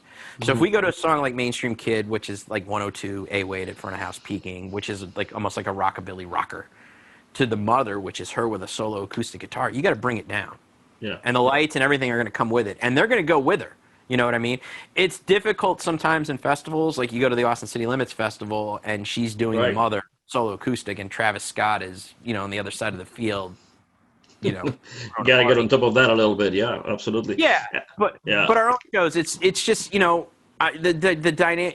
I use a lot of plugins, but I don't overuse them. I use a lot of plugins a little bit, if that makes sense. I want to tickle and feather things a little bit. I'm not doing anything overly corrective. I mean, the whole thing, and like we were talking about relationship with the band, especially like when we did rehearsals, is, hey, let's get it right at the source. It was always, let's get it right at the source for us. It's like, keyboard sounds and stuff like that. It was like, if it sounds good there, all I'm doing is reinforcing what's great what they're doing. So like guitar amp tones, snare drum tones. So my relationship with the band is amazing, because even to the point, like when we did rehearsals, Chris Powell, our drummer, he was like, we were trying out snares, and I'm the biggest gear hoarder you ever meet in your life. I can't play anything. A room full of drums. I showed up and I said, I think this is the snare you want to play. And he hit it once, and that's been our snare drum the entire time. Nice. Same thing with Brandi. Brandi, will always value my opinion. Hey, Sean, is this the right acoustic for this song? And, and we'll sit there and we'll go, well, try the Gibson. That one's okay. Try the Martin. That one's real nice. Or try the Collins. Oh, that one's, And sometimes we find that sometimes the best sounding instrument isn't, the best, like, beautiful, full-ranged acoustic is not the right thing for the song. Sometimes they'll pull out an older guitar that's, it's a little bit dead sounding, and it's, but you go, that song works well in that track. It's just got the vibe and the mojo, you know what I mean? It's just got the mojo that makes that track sound good. It's not the big, beautiful, lush Martin with the giant, tube Neumann on it. It's just kind of janky, almost garbagey guitar, but I mean that's sometimes what makes the track stand out. It doesn't always. Certain things don't always need to have that super high definition. I can see every color in the spectrum. Sometimes you probably get that question all the time. It's like, hey man, what are you doing? How do you get her vocal to sound like that? Well, that's the big secret. Is like times anybody asks me, how does Brandi Carlile's vocal sound like? It comes out of her mouth, just like that. We get it right at the source. I make decent microphone choices that I like, that I think, but it's always a discussion with, whoever the player is. I've had drummers say, hey, I like this bass drum mic. And then I've had people go, oh, that's a cool mic. What's that you're using on it? And, have discussions with my monitor engineers we went through a couple last year, and Jerry's back in the fold with us again. But, does this work for you? Would you like something else? Because it's a team sport, And through this whole era, post the Grammys, all the awards, she's still just listening to a wedge, no ears, No way. monitor engineer, is a studio engineer. To be in the room. She wants to be in the room with everybody. Awesome. Can we play a little bit of the full band? Maybe all the way into the effects. I think you had some really cool effects that I think the audience would like to listen to. Yeah, let me bump it up a little bit. Yeah. And we'll go for like the big part, the big. I think they'll get to appreciate when you think you have enough reverb, then keep going. Well, here I'm going to start the intro, guys. Right? Let me pull up my screen here. I'm going to stop sharing here. You guys got to look at my back for a second, and we love all the toys that you have around with you. Yeah, I'm just a big kid at heart. So I'll start it at the intro so you can hear the difference now that you've heard it on the quarantine bit, and then you've also heard it on the acoustic bit. So I'm going to play it from here with everything in it. So just so everybody knows, my gear is sitting in Nashville, Tennessee right now. Just sitting. I wish I had it here so we could have laid out the profile and I could have showed you everything. So what I did in this this is my original HD rig that I had bought for that first time go around. I've since upgraded. I've kind of designed it around what the profile would be laid out. I'm 8 stereo groups, I'm 8 mono auxes, I'm 8 VCAs, and it's all kind of laid out that way. I moved some faders around just so I could have my hands on them, but here, we'll take a listen to this from the top. So just be kind. A lot of the same plugins. I kind of emulated some of the channel strip stuff with some of the basic Abbott plugins, but here, check it out.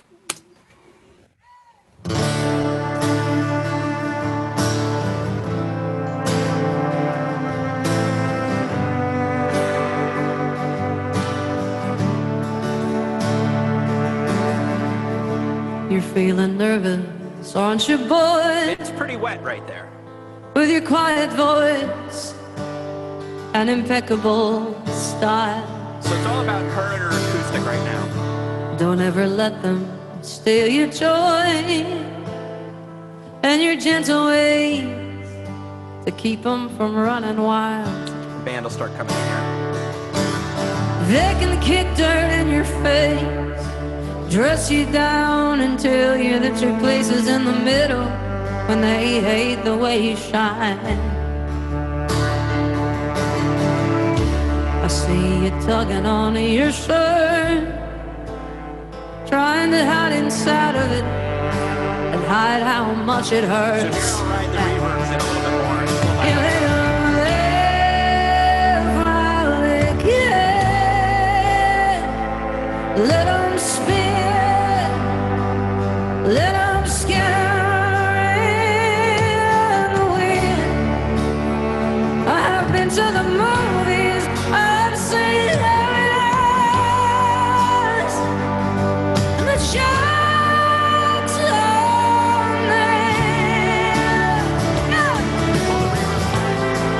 right there, we're going to pull the reverbs back again. So they ride up in the verse a little bit, and I bring her guitar back to kind of sit in. So, like, as you listen in the beginning, she's kind of playing the lead part, and the strings are kind of floating around her, trying to go for that lush string sound. And then I do a ride in the verse to bring what is technically just a slap that's tempoed to a lot of feedback and tempoed to the song. Yep, and it'd be good for the audience to know that you have a fader bank right at your hands right now. They might not be able to see it. So right, there you go. I have this guy right here, and it's just, just helps me play with it a little bit. So what I was doing there is these are my, this is my big plate, and this is kind of that tempo slap, and I'll ride that in and out. And I had moved it around, so that's her acoustic right here that I'll back up as she does the rhythm things. And then I have the strings here because the strings are a big ride in here. But then these two faders, you'll see as we get into it a little bit more, are going to become the kind of the big washed out effect that if you think there's too much reverb and delay, go for more. So let's keep going here for a second. So back into it.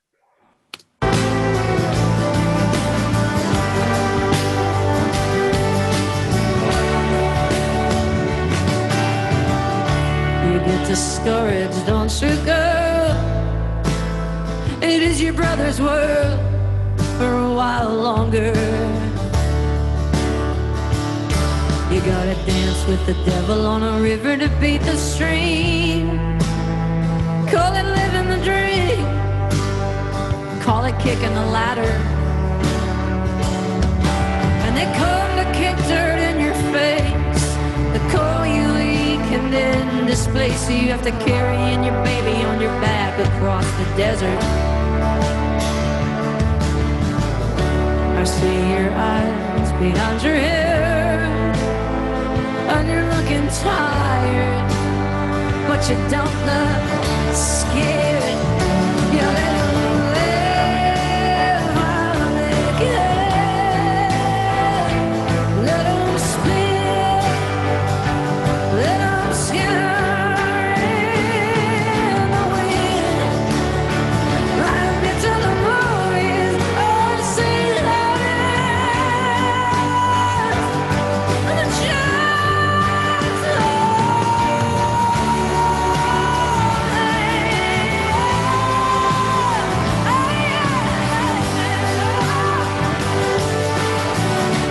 So we're riding that up in the verse, and we usually keep it up from there. And now you're going to hear in a second the brothers are going to come in. And if anybody noticed that you can actually hear her acoustic coming back through her vocal a little bit, which is, that's what happens when you use wedges, but it works sometimes. It helps works in it. And, you get that big string sound, keep it nice and wide, and kind of make sure that that fader is always accessible, that it can ride in and out. But now coming up, you're going to hear the big part of Brandi Carlile is with the twins is Tim and Phil. It's huge harmony. So they're going to come in and do a little bit of a background harmony. And then you're going to hear us go in into the bridge, which has this amazing kind of reverb thing that you'll hear. So here we go.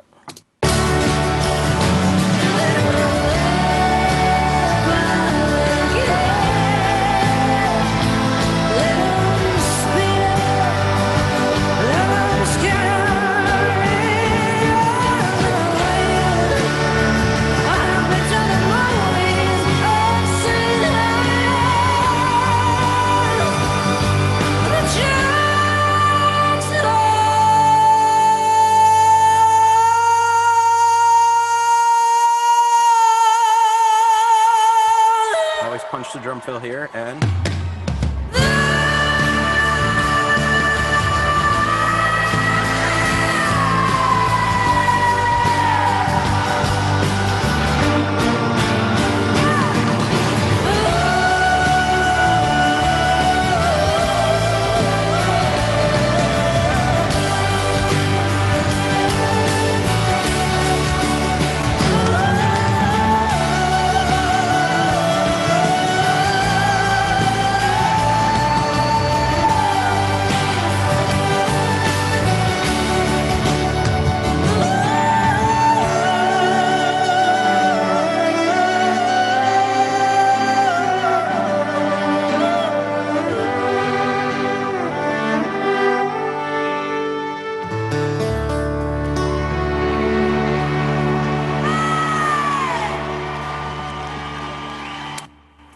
So yeah, that is the big note in. That's I love how you keep the vocal, all through before the effects. So it's nice and clear diction. You can pick up every sibilance, But at on her. At the same time, it's a huge space. I mean, the It reverb. is. I mean, at that point, it's got the giant plate on it still. But then we go into. It's kind of like a massive hall. Originally, it was like a 5-second spring we were using, and it was great, and I loved it. But the problem was, taking a spring into a festival, it rattled and it would break and all that. But it swells up, and also at the same time, it's hitting the PCM 42 because I had done some reggae and dub music, and I know kind of some of the tricks. And they heard me one day, virtual sound check, doing that. They're like, "You should do that." And when we got to rehearsals to do this, they said, "Hey, try that echo effect thing you do," which it's more echoey than slapbacky, and it's just a lot of feedback. And the great thing about the old PCM 42 is it's got that it's got like a compressor circuit on the input of the unit, and you can saturate it, and it doesn't really distort. It just makes this amazing. It's the old Andy Wallace, mixed the Nirvana record kind of thing, and it's kind of my staple. It goes everywhere with me. So, yeah, it's a combination plate. There's a tape, not really a tape. There's a slap, a tempoed slap kind of to the track. That's kind of old school tape slap kind of thing going on. Plus the plate reverb, and then the plate and that slap kind of ride verse, chorus, but then we have the one that's over the top that just kind of comes in and washes out, and we kind of leave that ridden through the end where it's just where it's ethereal, it's kind of heavenly of her vocal doing those kind of woo at the end of it, and it works really nice. And you hear like with a separate reverb on the twins where I'm trying to make their voice almost like pad like in the back, like they're doing that and it just fills in nicely underneath her. But at the same time, you got to remember that vocal's out there center, and a lot of people are like, man, how do you do that? And I've heard it, everybody, the echo, and everybody calls it something different, but it's an artistic choice that's on the record, and that was the thing that kind of scared me the most. Listening to that record the first time in the car, and I was like, am I going to be able to do this? So now you have this mix, super dialed in, and you've been doing it for a while, and, you get the message, we're going into the garden. I remember you and I started talking about that as early as, I think, February of 2019. Yeah. When you came to the Grammys, she did the show at the Grammy, you and I were chatting. And then, we saw each other again in the summer at Summerfest and a few other places. And then fast forward, to the show at the Garden, which this was a one-day load-in show, load-out kind of affair. Sold out, her first sold out at the Garden. First sold out Garden, one day only. There was no setup day, there was no tech day, there was nothing, and by that point, I mean, my crew, Stuart Burks, our production manager now, brought him over with us, pretty well-oiled machine. We got some young guys who are amazing, we got some veterans, we got, just great people, and I'm not putting anybody down. I worked for a band that was called a family band for 15 years, but this is the most family atmosphere. I mean, when we go out, we have kids, and it's family. We do everything together. I mean, we got a pretty good bowling league that we like to get together. The crew does on nights off and stuff like that. But yeah, we work like a well-oiled machine most of the time, 99% of the time. Did you have any apprehensions going into the Garden? I mean, that was a massive show. I remember, we talked a lot about the importance of. I'm a New Yorker. I'm a New Yorker. Right? I'm a union member, right? I'm a 20-year IATSE member, but you get to Local 1 in New York, and I've done the Garden a lot of times. You and I've been in the Garden. We did we did a handful of nights with Eric Clapton, Robert Randolph there, and you just know that the Garden is it. I mean, that's You gotta be in your game, and not only that, but the sold out show to the rafters. I remember you and I talked quite a lot. Maryland Sound did a great job deploying the VTX rig, and you always emphasize the importance of coverage. You wanted to make sure that coverage was pristine. Coverage was pristine. A little bit of history with JBL. Always kind of, Clapton was underwritten by JBL in 2004. I've known Raul. I've known you for 15 years. Yeah. And we had done a couple of demos with the A12 prototype rig, summer or two before, with a big all-star band out in we were out in Ski Mountain somewhere, out in Reno, I think, and really liked the PA, and kind of yourself and Lee Carpenter and a couple other people said, hey, what about taking A12? And then I said, I'm worried about coverage. I'm worried about, everything just being up and everything. They said, well, we're going to bring Robert and the guys from MSI in. I'm like, great. We had done, right. That summer, we had done Newport with those guys, so we love them, and they're always really good to us. We had done the All-Star Show with Dolly and the High Women and Cheryl and all those people, and I wound up mixing that, and that was amazing. So when it came to taking A12 in, it was an easy choice. And we had run into it a lot that summer. Summerfest, we had run into it in Chicago. Honestly, on the East Coast, it kind of became the PA we used primarily. So it was easy. It was, it's always nerve-wracking because on paper, here's your schedule. That can go out the window at any second. So there were a few minutes I was kind of biting my fingernails going, hey, am I going to get any time on this PA just to kind of do what I do? And there wasn't a whole lot. I mean, we got up there. You spent probably 30 minutes, maybe less, on that, doing a few things on your Galileo, and then you were into soundcheck. Yeah, and Raul tuned the PA spectacularly, and honestly, anything I do at Galileo at this point, even I watched the Ryman. I'm not doing anything corrective.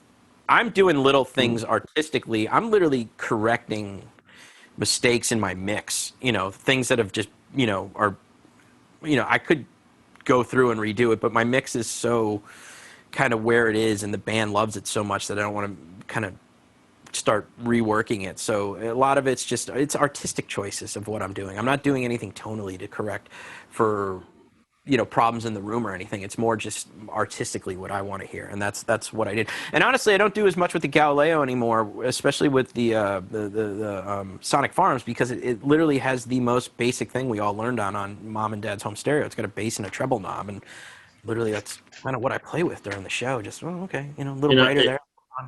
It's interesting. You finished 2019. This was a massive show.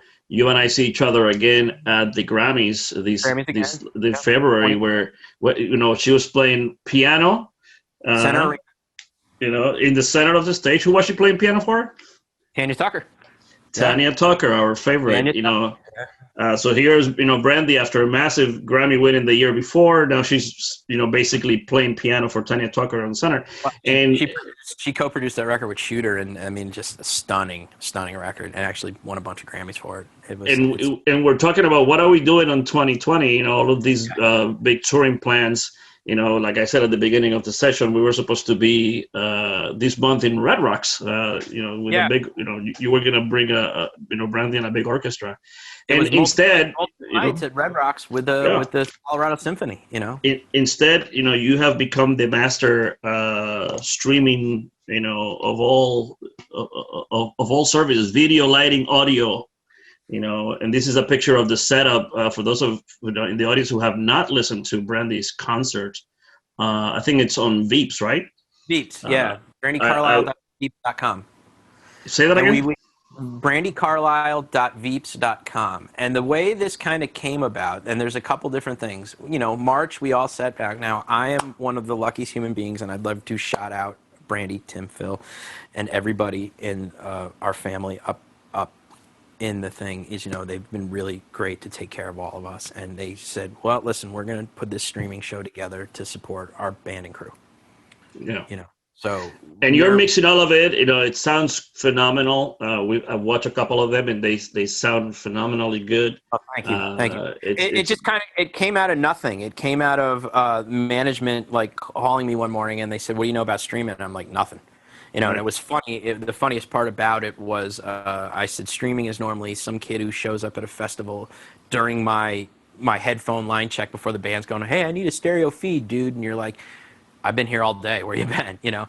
So, and I do a lot of work for Brandi up at the house. Like, I've done a bit of recording since COVID. I've done a lot more. I've become working on a lot of her recordings. I've recorded her vocals for a bunch of records, and I've recorded tracks with the band.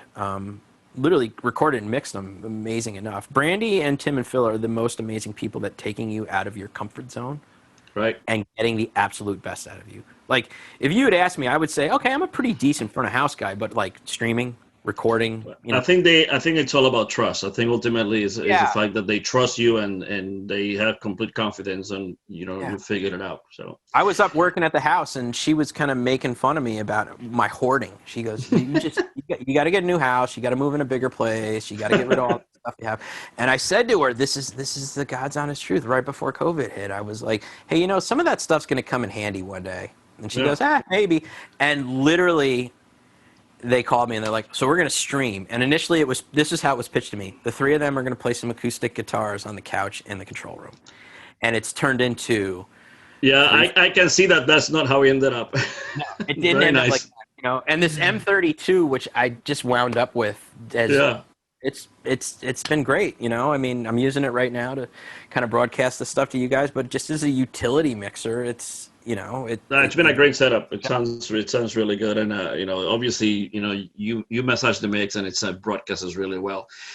Before we go into some of the Q&A, let's see. There's a couple of notes. I don't see any questions on the Q&A. So if anybody, we still have over 50 people online. So if anybody has any questions for Sean, you can put them in the Q&A or on the chat. There's a couple of notes in the chat that I wanted to share with you. One of them from Mark was he wanted to know, the show that you did at Benaroya, did you use the house PA at Benaroya? Absolutely. Carlson installed. Yeah, there you go. V-rig. It is it's a V-rig, and it was.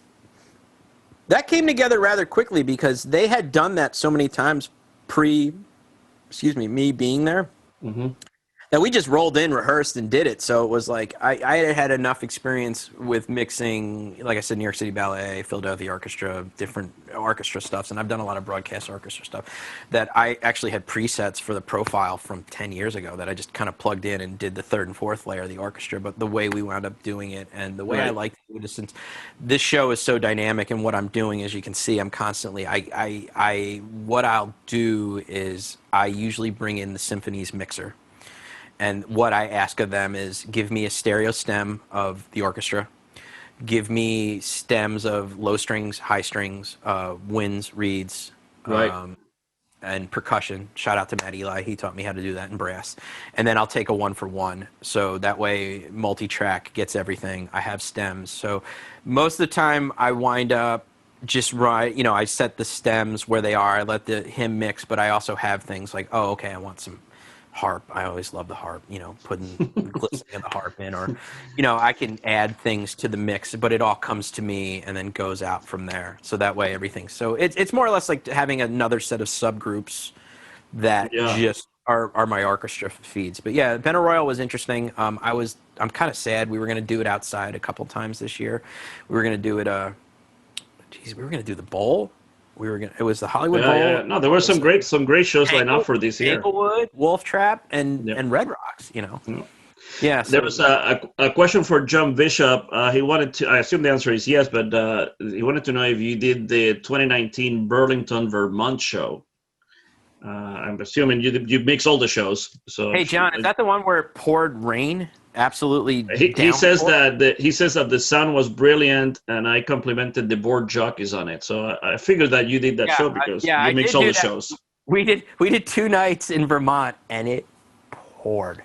I mean, the second night it poured. We destroyed, I think, like a dozen. I mean, it was the second show these lights had done because we went to Boston to play Boston Calling the next day. We're literally like shaking lights out in backstage. Yeah. Well, it worked out because the sound was brilliant, of course. Let's see. George has a question. He wants to know what plugins are on the acoustic guitar channel, and is it recorded with just a DI amplifier or both? What's your Okay, so what do you do? First of all, how many acoustic lines do you have? I mean, we showed 3 sets of DIs. I have total that show up to me. I have 4. Brandy's got 4 acoustic lines, plus Tim has 2. So Tim has an acoustic DI channel and a amplifier that is mic'd up, so it kind of gives it a little bit of like a spring reverb and a little bit of a grind, which I really like. But back to the trust of the band, I kind of designed and built all their guitar rigs. So Brandi, I built this with a lot of help from Craig Baker, Dave Matthews guy, built this system where I have 8 channels of wireless, and then I have 4 outputs and a matrix switching. So I don't want to overcomplicate it for Brandi out on stage, so she has a tuner pedal. That's all she wants to see. She wants to be able to mute her guitar tech hand. And she's got some very classic, pieces. I mean, some classic guitars. We've got a few Martins that are mid 1800s, and then we have we have a Washburn that's Civil War era. So all the guitars have their own wireless channels. We usually take 8 to 12 guitars out for Brandi, and I think at the house right now with the quarantine, there's about 30 guitars there. So what it is I've broken them down. I inherited the rig, and the rig at the time was just a 4-way switching pedal that Alex and Rachel had come up with, which was great because she was on a cord. And what they did was they took one cable in, and it would route it out to 4 different. So she had kind of her main or backup, and there was A, B, C, D. So I expanded on that. So what I have now is A channel is all of our Collins acoustics. Channel B is all our Gibson acoustics. Channel C is all our Martin acoustics. And Channel D are kind of the finger picker, delicate guitars. So that way they can all kind of they're all same pickups. They're all same wireless. But I did kind of design the switching rig with the matrix and the preamps in it. But it all hits 4 radial DIs, and it comes down the line to me that way. Any plugins that you're doing on your profile? Plugins? Yes. I have on there, I use... Waves CLA 3, the old Yuri. Yep. And I just a little bit of that, and once again, I'm not burying the needle on anything. I'm just kind of taking a little bit of some of the. Brandi's very heavy-handed, and if you look online at any of her pictures of her guitars, she wears right through the tops of them. Her main. Well, you're starting with great sources and great pickups and great DIs. That's the whole thing. I mean, and it's K&K Pure Minis in every single acoustic, and good wireless system, and just clean paths. There's nothing really crazy in there. There's an Avalon that I'm just using as a preamp. It's not actually direct out to the PA. I'm just kind of using it as a little bit of saturation down the acoustic lines. Yeah, but that's about it. And then they have their own subgroup. It's got a little bit of EQ, just places where all acoustics kind of see problems in it. Right. 160. The other thing about our acoustics is we're playing big places with big PAs. They will not use the rubber stoppers in the hole. They don't use those. So it's about getting that big lush acoustic sound, but having the hole open and a wedge.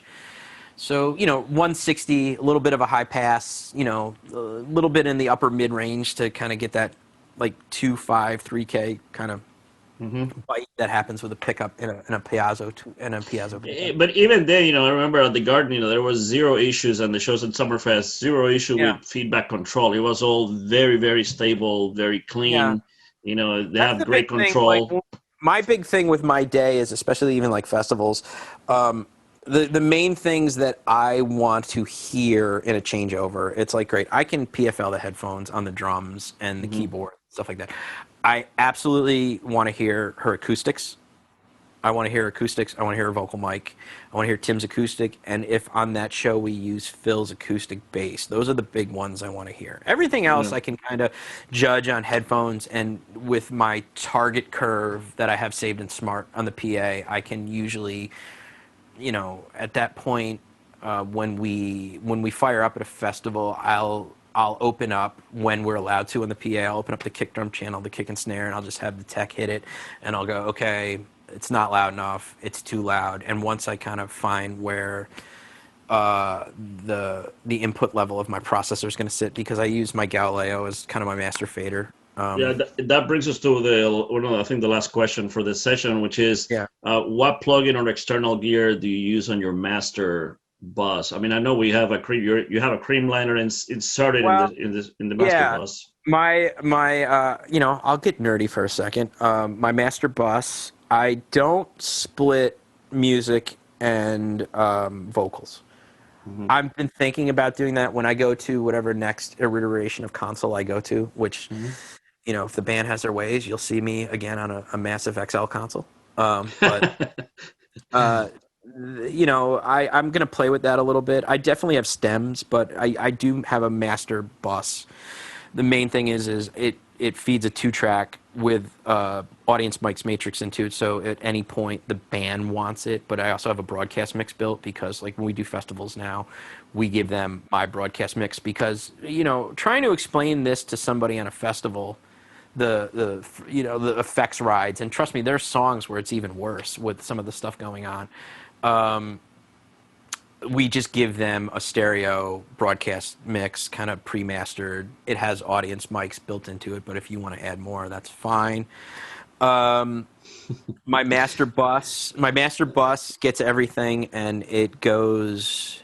The first thing it hits is an analog creamliner insert, and then it hits the SS.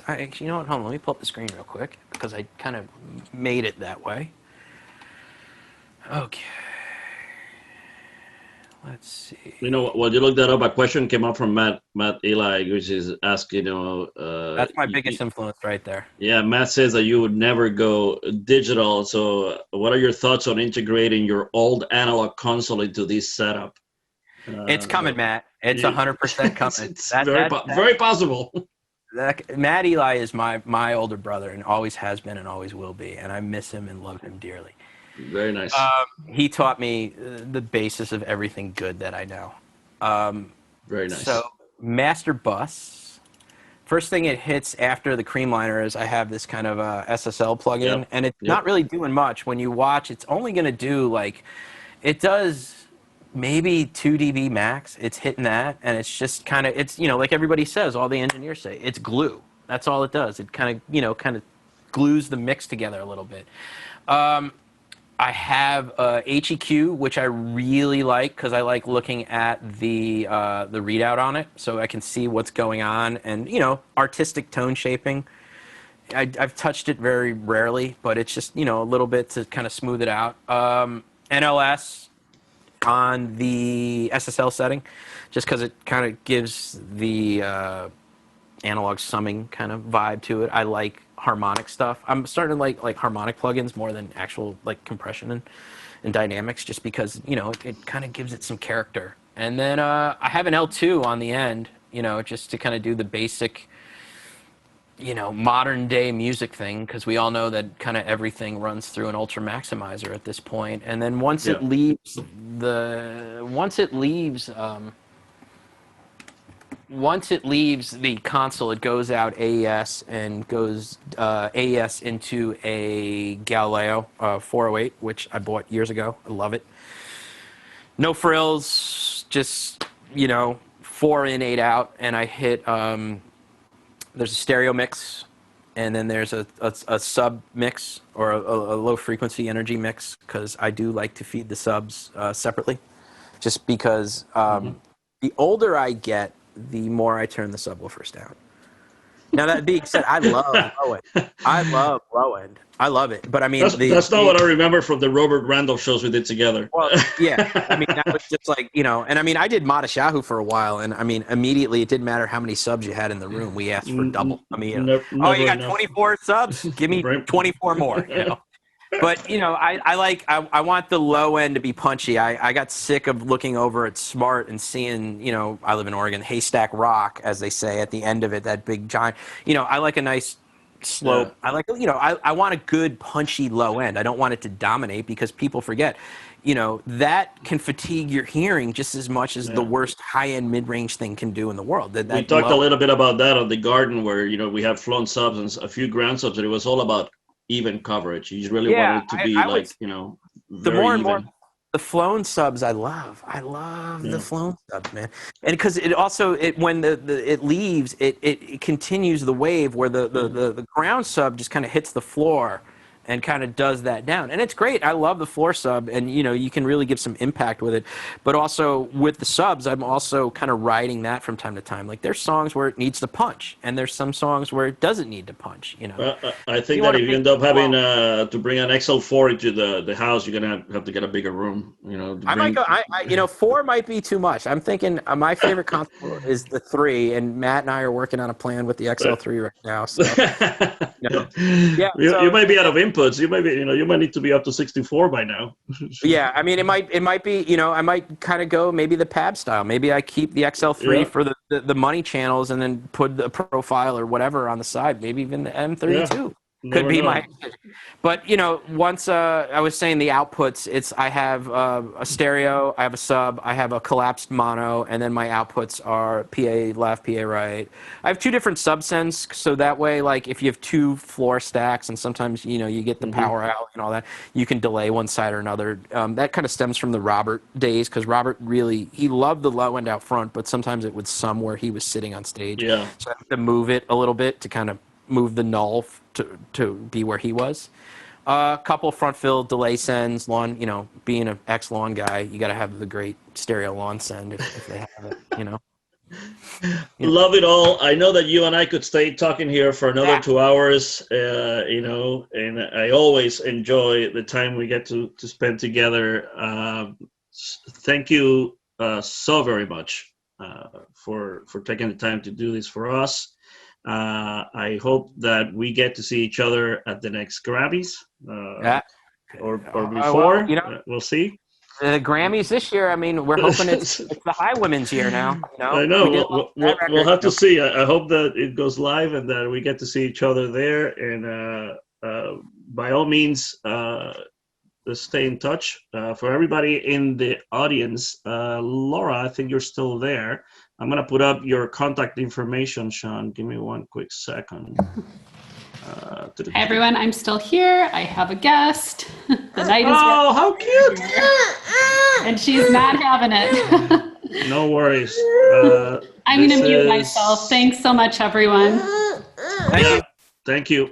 This is Sean's email. For those of you who would like to contact you, by all means. Real original, right, guys? Yeah, very original. And so, again, thank you so much for making this happen, and I wish you all the best. Stay healthy. And Laura, any final words before we sign off? Thank you so much, Sean. Really appreciate it. And to everyone, the recorded session will be up in a few days if you wanted to pass it on to any friends or if you wanted to review it. And our upcoming sessions are out on the calendar at pro.harman.com. Thanks so much and have a great rest of your day. All right, guys. Sean, be good. That's a good one. That's a good one. I'll be in touch. Be well. Right. Take care, guys. Bye-bye. Talk to you soon.